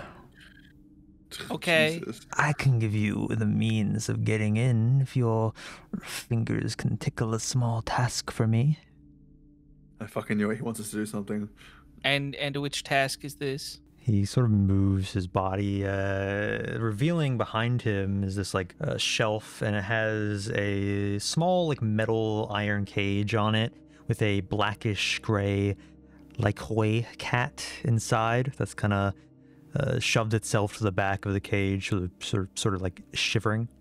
But Nox grabs this small box next to it. The cat kind of like trying to scoot up even further back as his hand moves next to the cage. And the box he picks up, he holds it out to you all. Once there is a soul of interest. The owner of the junkyard we reside under. It would be quite beneficial to have an item planted on his person so that we may know his whereabouts, such as Flower? where in the city he is staying. So You want us to put a flower on him? no. He opens the box, and inside is 3 things. There's a little mundane sort of gold ring that doesn't seem too fancy or anything, but not like ugly or like worn down or anything like that. Just like a very normal looking gold ring. Next to that is this pearl brooch, and then the third thing is a ivory fountain pen. Ooh. And he says, "You Slay. can take all 3. Use whatever would be best to give this person so that he may not wish to part with it till he returns to his lodging later in the evening. With these, we can track the man. And from there, a Noctis will make more permanent arrangements to not lose track of his footfall. What are your intentions with him? We wish to know his location at all times, to track his business pursuits. This all seems very reasonable. Depends what he wants to do with him. Oh yeah, we just wants to know where he is. I'll take the fountain pen if anyone else wants to take any of the specific things. I could take the brooch. Yeah. Trying to think of a way we can get him to wear it without seeming suspicious. They are always being tracked, correct? Yes. So, if I were to keep one, you would know where I was? Already a card in our deck. Oh, That is- great. thank you yeah, very that's much. perfect. It's good to know that someone is watching. Would you like the ring as well? I'm not quite smitten with you yet. I'll take it. Good. The man is an esteemed guest of the King's Ball from out of town, but he is no royalty. He is simply an owner of business, responsible for much of the magic item production that makes the capital so sophisticated. He goes by the name of Gerard Neath. A Oh. human man, he has graying hairs. He will be with his wife, Portricia, an elven woman, both in attendance. You shan't miss his name, as he'll surely make it known to the room as he mingles and deals. Great. I don't want to do another fucking Neath. I'm wondering if everyone will be masked. Why, yes. That makes it fun. Sure. Well, but it's just pretty nerve-wracking. Imagine if someone like gets killed or something, and the lights go out, and like. I think And if then you they- were and to then the kill lights turn back someone, on. it would make this plan fairly difficult. Well, but what if someone else died not from us? You know. People are dying. thought that's what every happened at moment in the Masquerades. world. Oh, I guess that's Let's hope you don't anytime soon, right? Yep. Wouldn't want your soul to get lost in the ether now. I need you to stop talking about my soul. Just as life after death. Guest tickets to the ball are not guaranteed.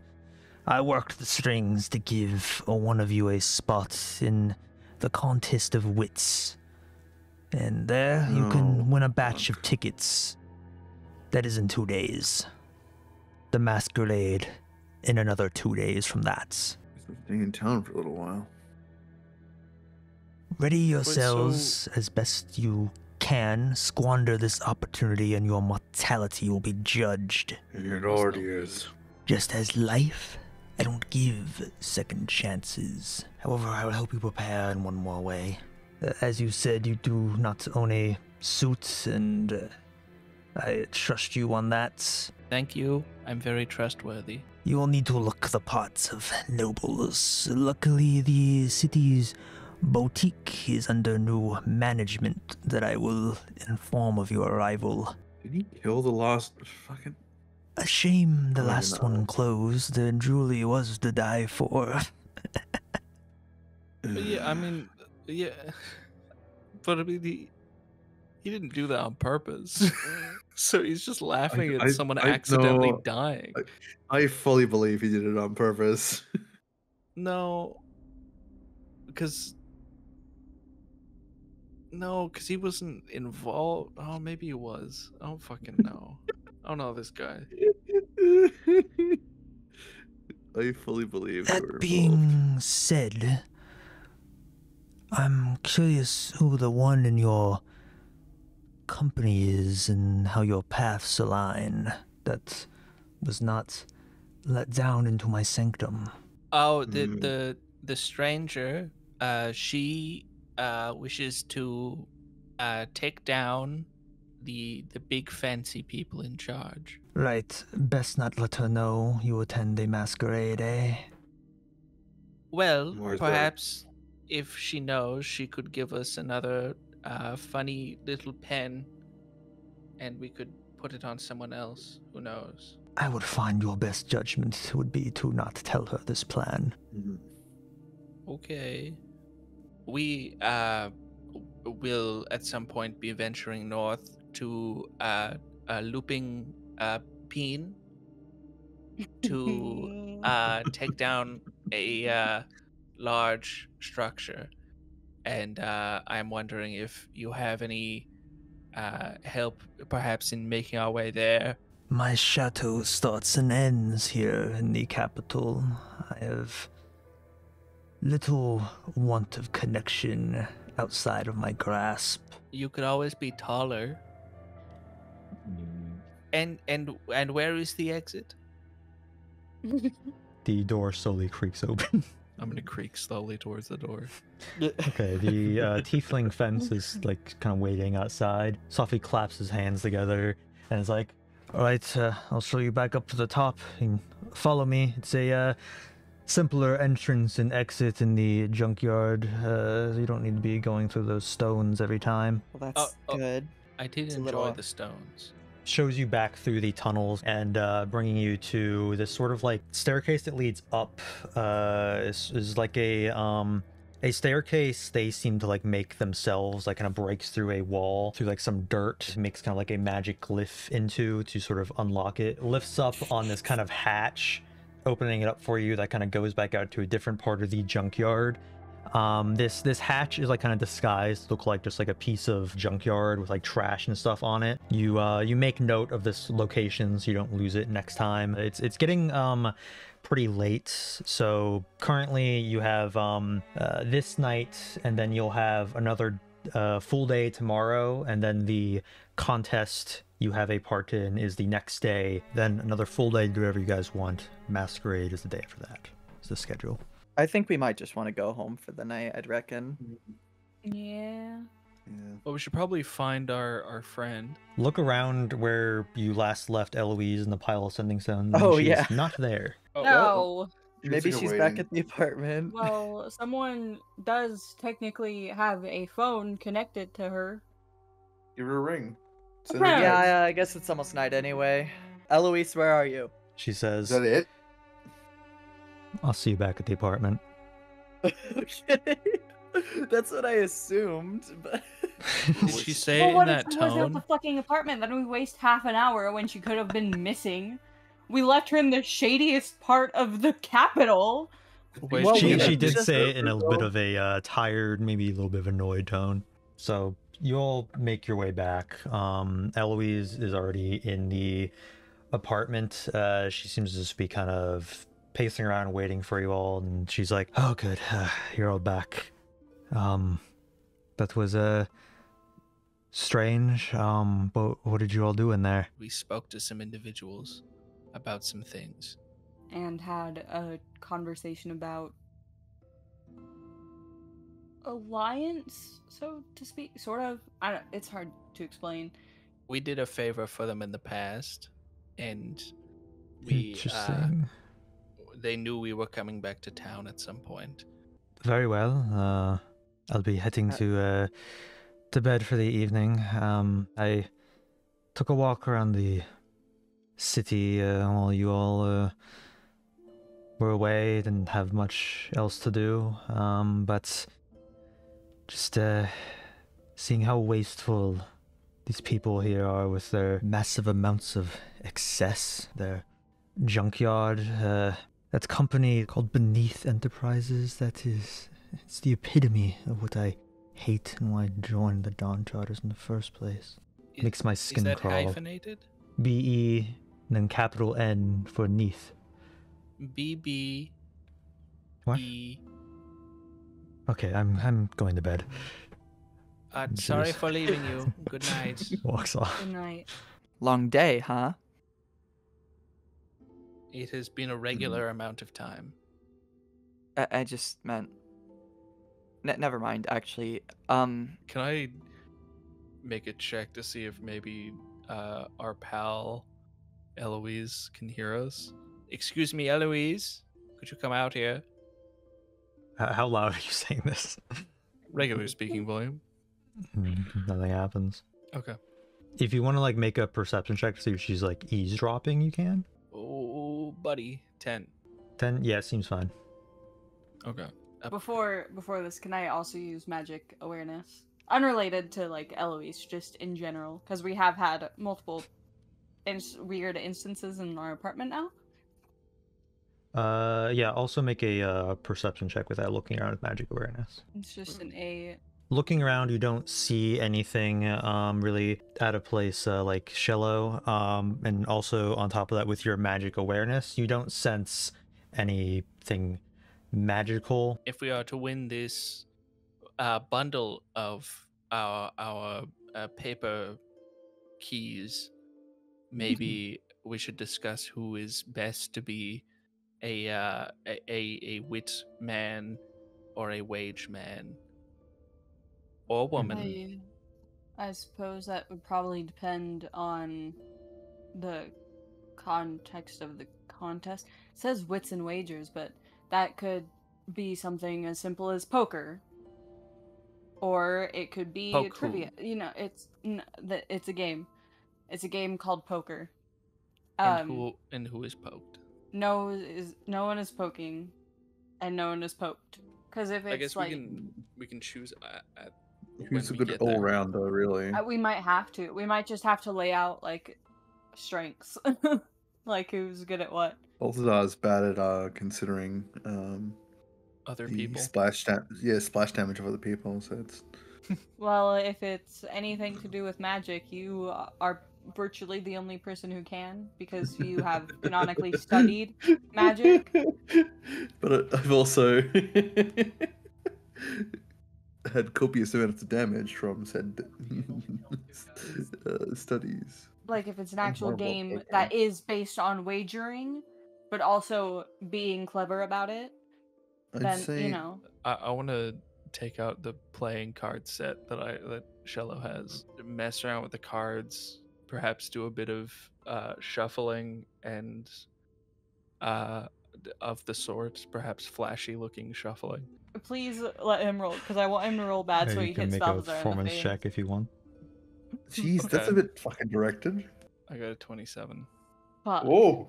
Yep, perfectly just sliding You cards couldn't have around. fucked it up this once. I have been told that I am good at my juggling act and perhaps impressing people. If this is useful for us in wits and ways. I'm really not much of a performer. I mean, What really. What do you do? What are you good with? shit. I don't know. I I can see just from the map that there's a little pot of, was it ink Yeah. on the table? Can I cast Tiny 7 on the pot of ink? The pot of ink grows little legs, little arms, stands up, Oh. and just turns towards Balthazar and looks at him. Can I command him to do like a little dance? The pot of ink starts kicking its feet, waving its arms, doing a little jig. Yo. You want I love to him. roll a performance check with that with the tiny servant stats? I like this little guy. Why didn't you show him to us No, before? his charisma is 1, and then he's got a -5 modifier. Oh, Yeah, that's roll, really good. Roll a d20 minus 5. One. Then that is a 1. The tiny servant, the ink pot, kind of does a little jig, but then like kind of falls over. A bunch of ink just spills onto the map in front of you all. Oh no! Oh my Is god! Balthazar, Wait, you does he- killed him! Can I stop focusing on the spell so it gets back to me? Did I hurt it in some way? No, just ignore it. The arms and legs retract in, and it goes back to a normal pot of ink. Oh, you That- killed that's- him, Balthazar! No, I didn't. He wasn't Well, wait. alive. That's essentially what little tricks I can do. You seem to hurt him greatly. I'm Nope. I'm really strong, but I'm not very good. I'm clumsy. I'm strong and steady. I like history. Like, I would know how to survive in the wilderness. You know, that sort of stuff. Obviously, I have the college's academic background, but just from what we saw in the ad, I'm not too sure what this sort of could entail. I mean, we've accomplished a lot. At the beginning of this whole thing, it sort of felt like actually managing to destroy an entire coliseum. That felt like a pipe dream, but we actually did it, even if it wasn't finished. Mhm. I'm proud of us. Although, while we've accomplished that, we've also come across things that we need to be more careful about. Yeah, true. We did lead the smarty pants lady to our good friends under the ground before, which in looking back, I feel like we probably made a mistake somewhere along the way. Do you think we've made many mistakes? Everyone makes mistakes. I think we just need to be more careful regarding those mistakes. While we're okay with what we're risking, other people may not. And like you mentioned with the Dawn Trotters, that shouldn't have happened. Not quite used to being some of the most wanted people. People wanting me dead isn't really a new thing, I guess. Me neither. That's Hmm. something we have in common. Not the only thing. Was it nice getting to see other ant people? It was a very new experience for me to see so many people much like myself, though they all seemed to be much larger and had strange names. It's okay to be little. I mean, you're Nothing wrong with it. fucking 7 foot tall. I'm 6'4", I think. Same thing. A little bit weird thinking about. I mean, we're not really gonna be able to go back, huh? What I mean- what do you mean? After all this is over, after the Colosseums are gone, we can't go back to our normal lives. It's just weird. Oh God, I'm- I hope not. I am sure that there are many places where I would be able to fit in. I seem to fit in with you all quite well, don't I? True. Yeah. Yeah. We should get an apartment together. I've personally not been over a lot of people. Going forward is honestly, I don't know what I'm doing. There with you. Maybe once this is all over, if I'm still alive, we could visit Haverhills, Ashley, and That'd be Yeah. nice. Is that I'm where sure your God people would come like to hear from? from us. Bill doesn't know what other things I- are. He doesn't know what his own race I is. was born and raised in Platehold. Would you ever go back? There's not much left for me there. We could go visit at some point. It's probably changed a lot in the last 20-something years. I haven't even been alive that long. What the? I mean, you guys have seen where I. You saw that. And the second place isn't much better, so.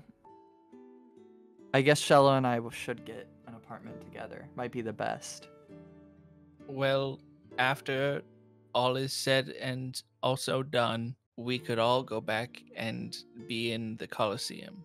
No, what? No. No, Shello That- would think you're missing the point of us what we're doing.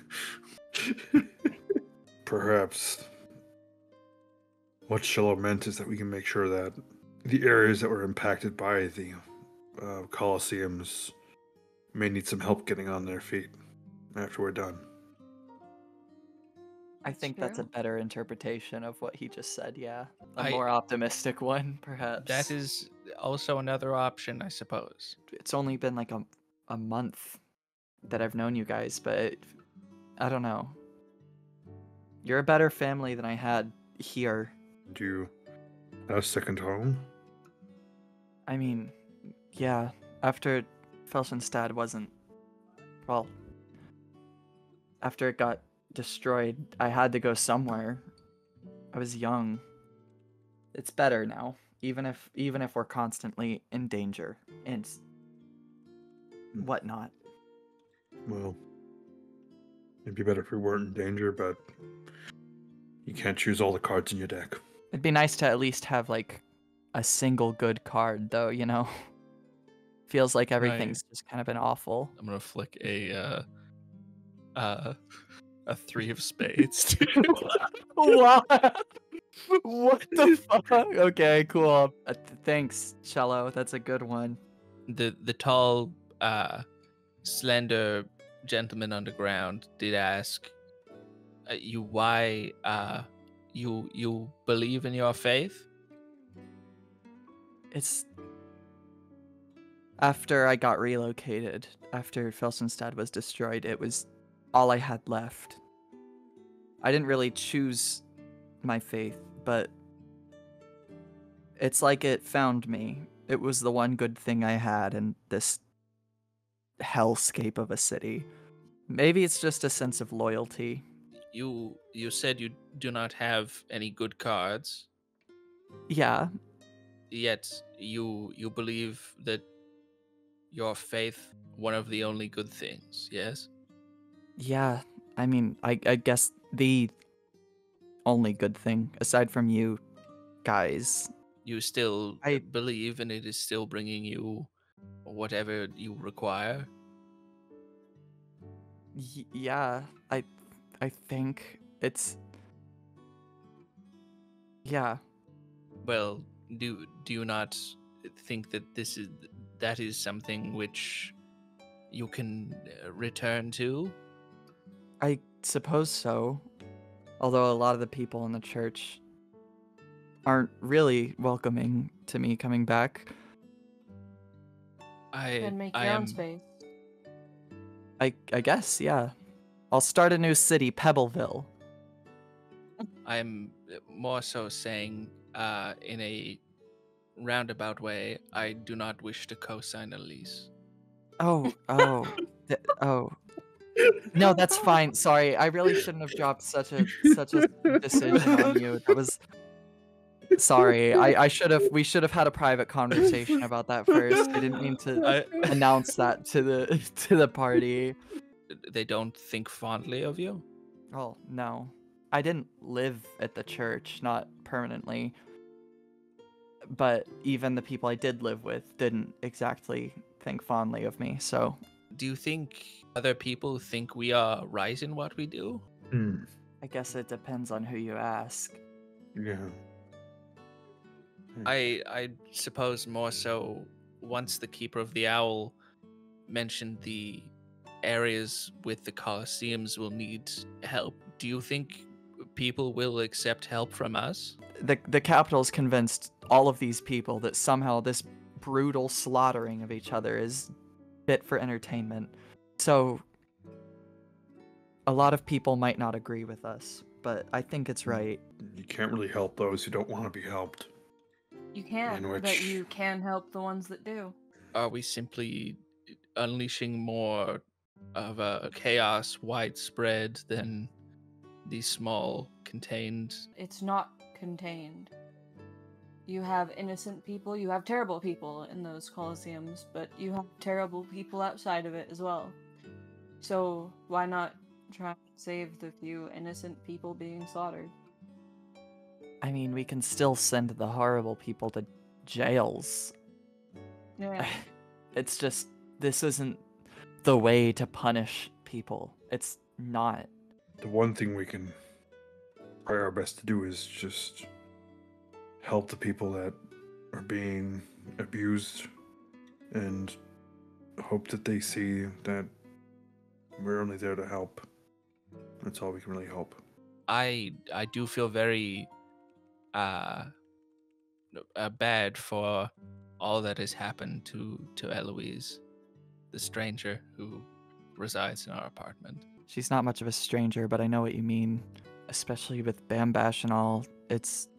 I don't think she thinks very fondly of us, but she has the same goal as us, so I'm just worried we'll hurt her more than we already have. After the transformation in the arena before, does Mherren have any visible remnants of that? No. Make a perception check. Oh, good. 8. Don't notice any lingering effects of that. She looks as she did before that transformation. You still do resemble your wooden figurine, though for a small while you didn't seem to look similar. You took on a slightly different appearance, and I'm not sure when or how you found this disguise you crafted. And I was wondering, do you need me to make a new doll?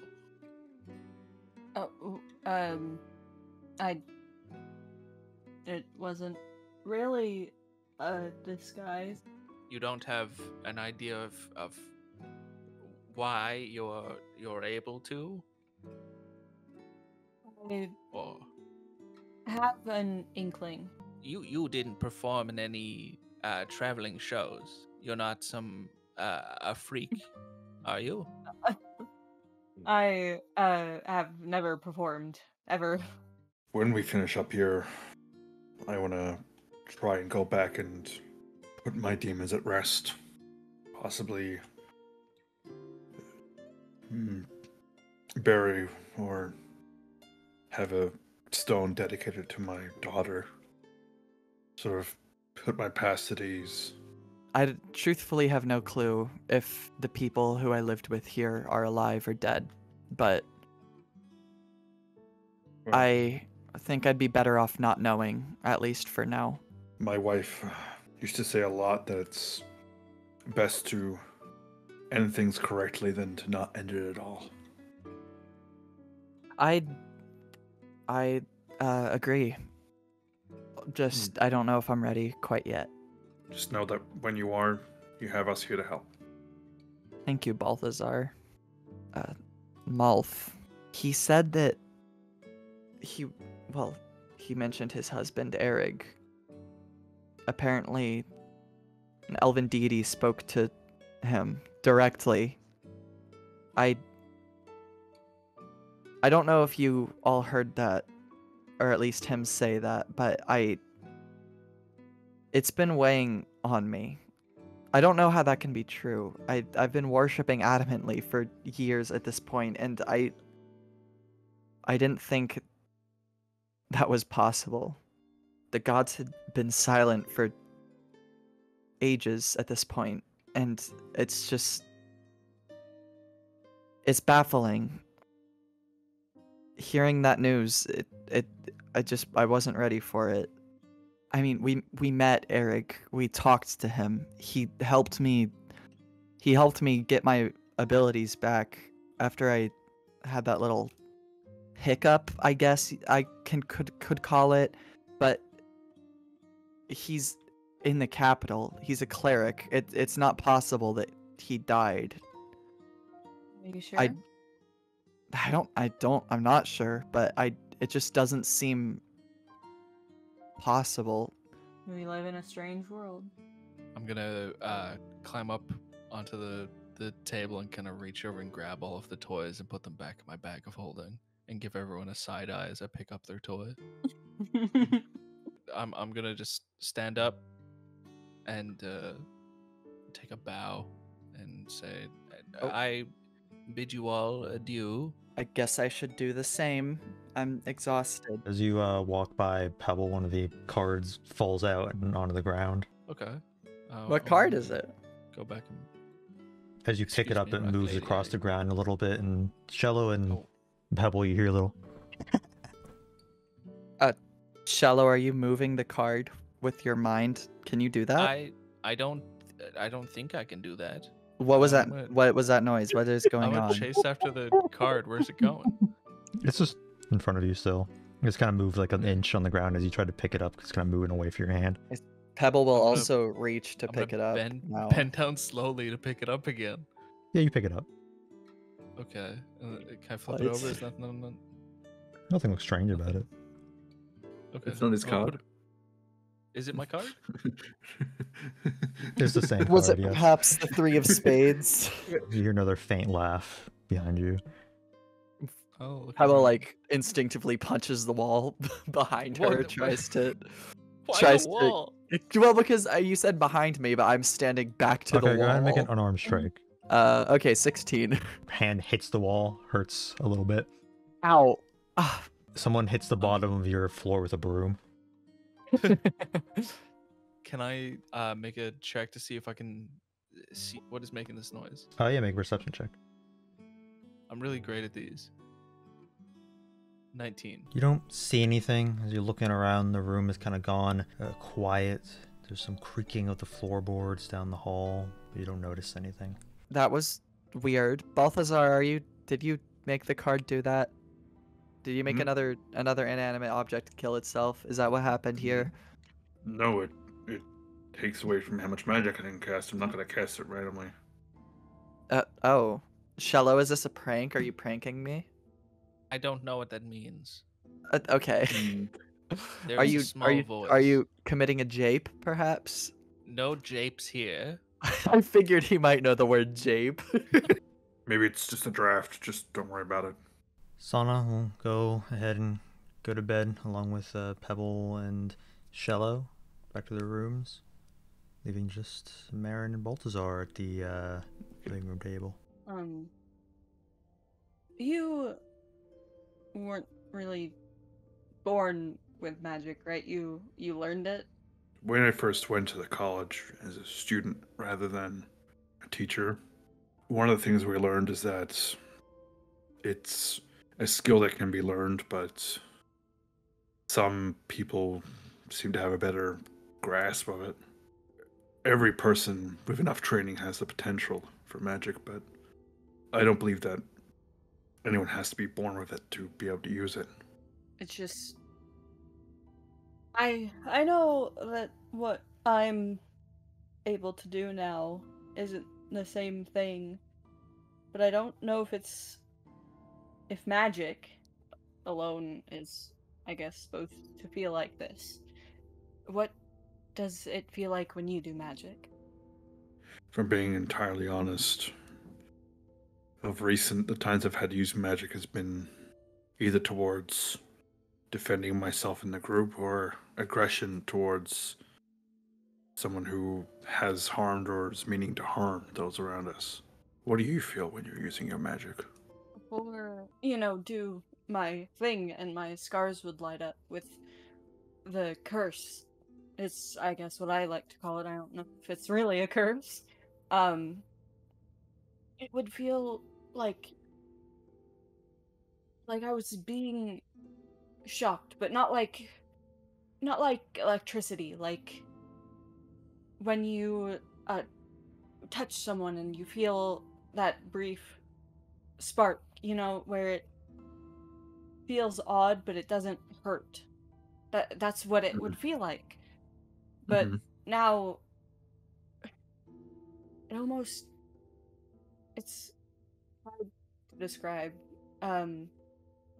Like when something goes numb, like if you sit too long and your leg goes numb, the not full control, but you can still feel everything, but it's almost like you still can't quite control it. That like almost tingling feeling, just it's all over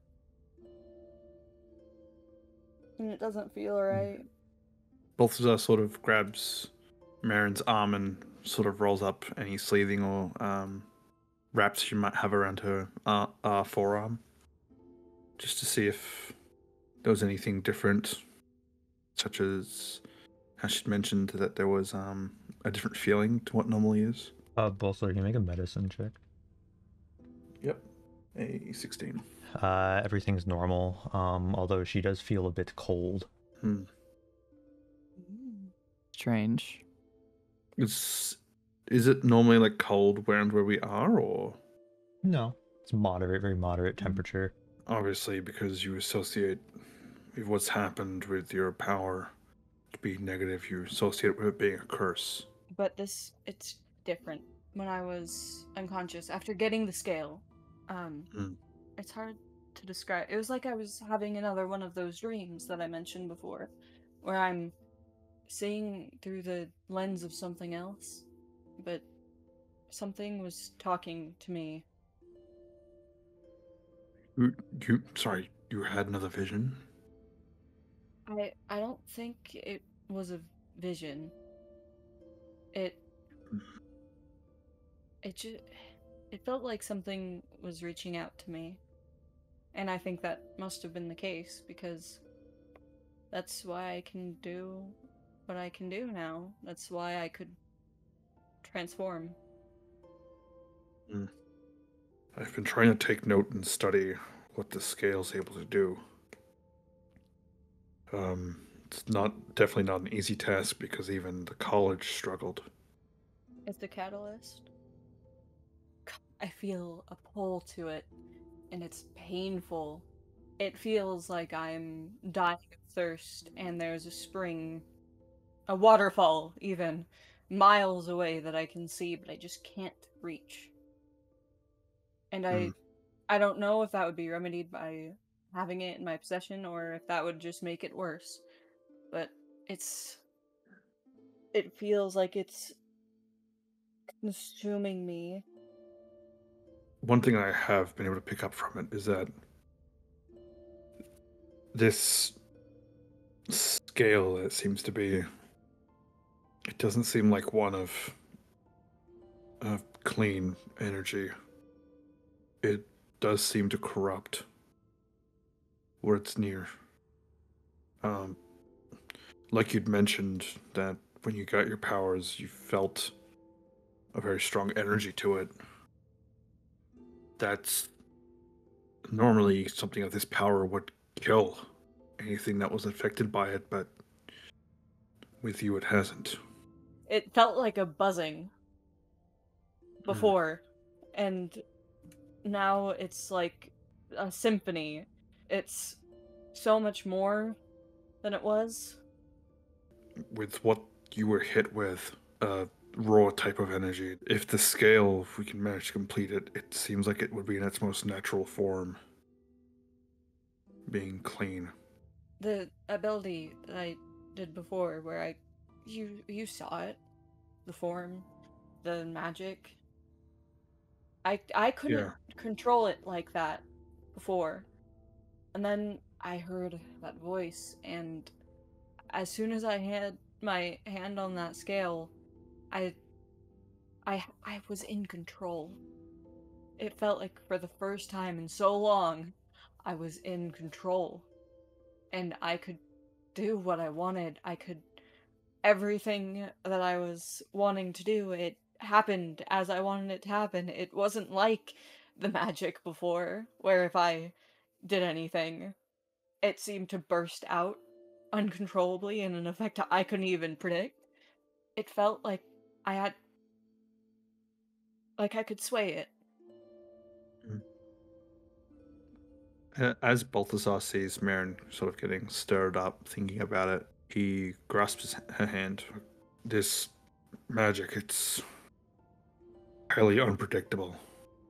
I feel like that may be a part of the power that it makes whoever's in possession of the scale feel like they're in control, but this magic doesn't seem like it's one that anyone can control. I might sound delusional.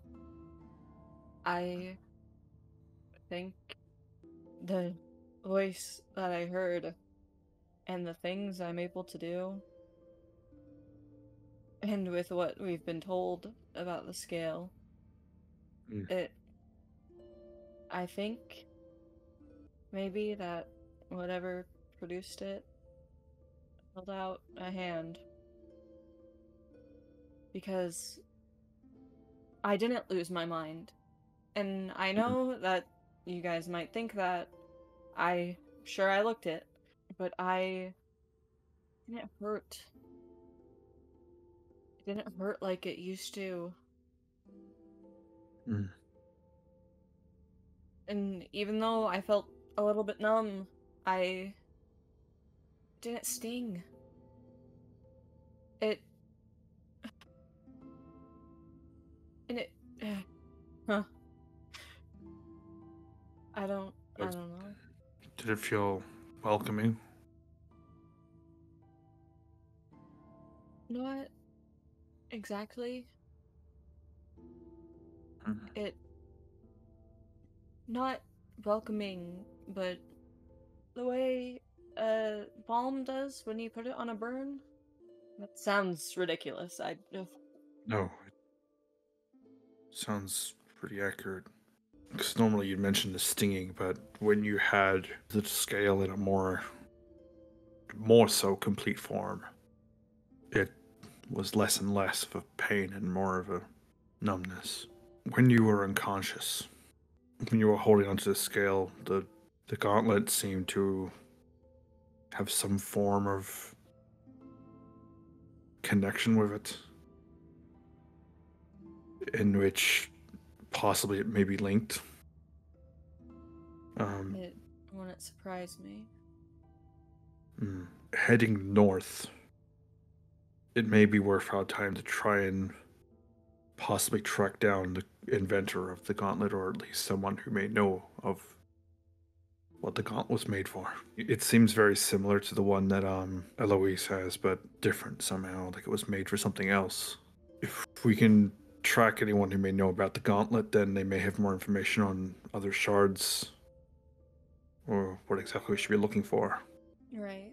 People shouldn't have their hands on those. No, they shouldn't. Things are bad enough with the Colosseums, with the power that, the capital holds. Let alone if they had that power or the college had that power, there'd be no stopping them. Trust me, I know. From the dates that we have known that the college had the shard, whether or not they had a complete scale that shattered after the war, or if they only had that shard. We can't be too certain, but there may be another shard located somewhere between Greenclay and Platehold. I'm not sure. But I think it's probably worth just going north for now, right? Because we have to Yeah. go there anyway. The Neath family, as you've heard, own a lot of the magic item distribution and production in the area. Right. Dating back to when Magi's family was around, they were a direct competitor for the Neaths. If we can track possibly someone in the Neath family to see if we can find somewhere we may be able to find some information, that may help us in finding Magi about this gauntlet. Doesn't hurt to try, at least. Were you scared of me when I transformed? Were you scared? Didn't get the idea of frightened, more so that I had no idea what you were going through. I've seen you in a fit of rage before, but that looked like you were in less control. It seemed like it was a primal urge. But scared, no. Worried, yes. I felt in control.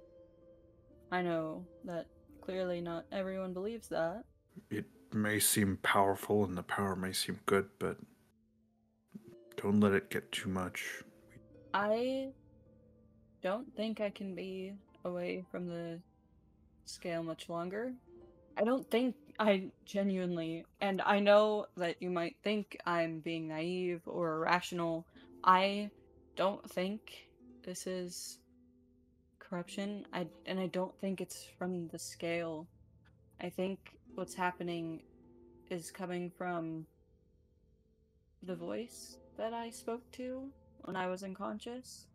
Mm-hmm. It wasn't like before where it was just something in the room. It was a conversation. He was talking to me. Only when I responded back did I wake up, I guess. Mm-hmm. But I know it came from him because I didn't feel that before. And it wasn't like touching the scale suddenly gave me the powers. It was just like, it felt like it was trying to come out of me. Like I could transform, but I couldn't do anything. But then once I had my hand on that scale, it was like I could do something with it. It wasn't just trapped inside my body. You know, when you have something tied together and the further it gets, the more afraid a rope may become.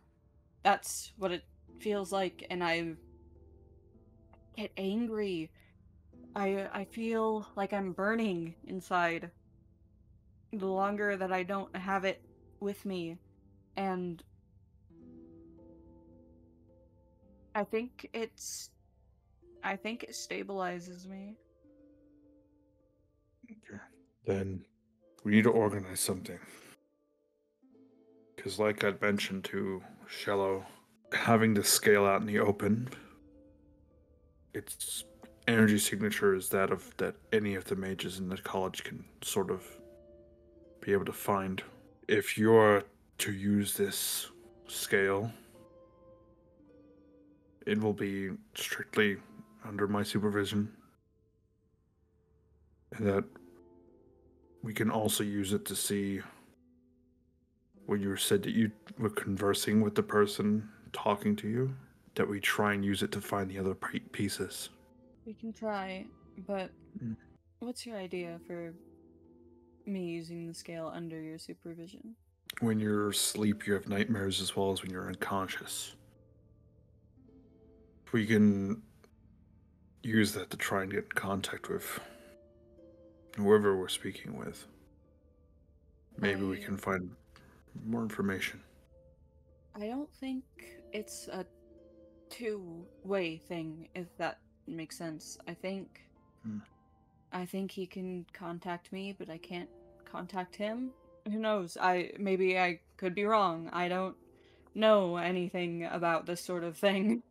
I've never had that happen to me before. I can tell you now, I did not hold any of the power in that minute-long conversation. It seems like any more than 5 minutes seems to be dangerous for them to be able to track us. Then we need to sort something out where I can have it on my person without them tracking it, because Balthazar, it genuinely, it's this tension building. The longer I'm away from it, I don't think that it's a good idea for me to be without it. I don't think it's good for any of us for me to be so far from it for so long. And I don't think I can handle dealing with this tension build and this violence.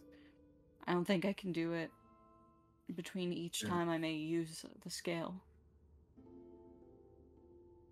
We can, for the meantime, we just need to try and find something that can have you hold it, but not give off so much energy. So it's safe for you to be able to carry. Because with carrying that thing, like I'm lucky I had that dimension I could hold it in, because if I was holding that scale raw, I would have already been dead a long time ago. I'm not worried necessarily about myself. I don't know, maybe I've gotten cocky over the years. Maybe being able to win so many fights has made me overly confident, but I'm mostly just worried about you guys. Well, I've cheated death more than a few times, but I don't want to risk it. Balthazar sort of grasps Mherren's hand a bit tighter. I've lost many people, and getting to know some of you, I don't want to lose anyone else. I've never really had much to lose. And it's overwhelming to have something to lose. To have people to lose. When you're on the battlefield, when you're at war and you know you're at war, it's different, because you know that standing on that grass or on that dirt, that you are signing away your life. Even if death doesn't come for you, you're signing away a part of yourself, and it made it easier. Because, sure, you'd mourn, feel sad about the people you've lost that fought beside you, but it was different. It wasn't like I was losing a friend. It was just I was losing a soldier. It's someone who signed away their life knowing that they could die and taking the chance anyway. But with this, it's different. It's been different this whole time. and it's so much harder. Every time I have seen you guys come close to death, it never had a good relationship with life. When I was young, I lost my parents, and I never really was all that great at making friends. Clearly. Everything's been different. I never planned on making it out of the Colosseum. And then every road we've turned to, I've found myself surviving because I have to make sure there's something in me that needs me to make sure that none of you die. And it's hard having that, because it's a precious thing. And I've got rough hands.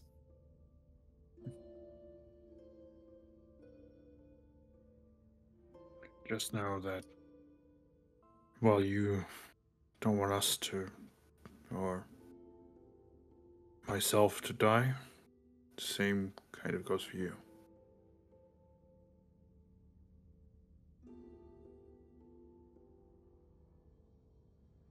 Balthazar, a bit flustered, stands up. Anyway, we should probably go to bed. We have to get fitted tomorrow for some ball gowns. And clothes shopping really annoys me. Fancy a ball gown, do you? I may need to take more actions if I'm going to be at a ball with the Neefs. I kind of have a reputation with them. I hear that. Anyway, I'm going to stop. I'll see you in the morning. See you in the morning. And Balthazar leaves to go to his room and go to sleep. That Balthazar X Mherren slow burn, am I right? I was thinking about that comment. I was too the whole fucking time. The whole time in my head, I was like, oh, that commenter knew what was up. Anyway, I need to see Balthazar in a ball gown. That's what it was so funny because I was expecting ball gowns and suits, you know? Yeah. Like that to be the full sentence, but he just said ball gown. Yeah, no, we're all getting suited for ball Yeah. gowns. Yeah, for That's what I sure. assumed was happening. Tonight you're gonna take a long rest. Hoo-wee. Yeah. Next session, I'm really bloodthirsty. I don't know why. I want to get into a fight next session. I don't my care if to God. fight the tailor. I I'll don't- fucking... I don't think we should don't get put into a Taylor. fight. We should try and not. Ideally, get into we fights. won't. Very funny that there's just a, I don't know, like a critter. Yeah, I want to know what's up. Is that the ghost or is it just like a little guy? With that, you all go down for sleep with plans to go to the boutique tomorrow to be fitted for a grand ball in your near future. We'll see you all next time. Make sure to like, subscribe, comment down below, all that good stuff. If you're watching on podcast platform, be sure to rate us, and you can find us all over social medias.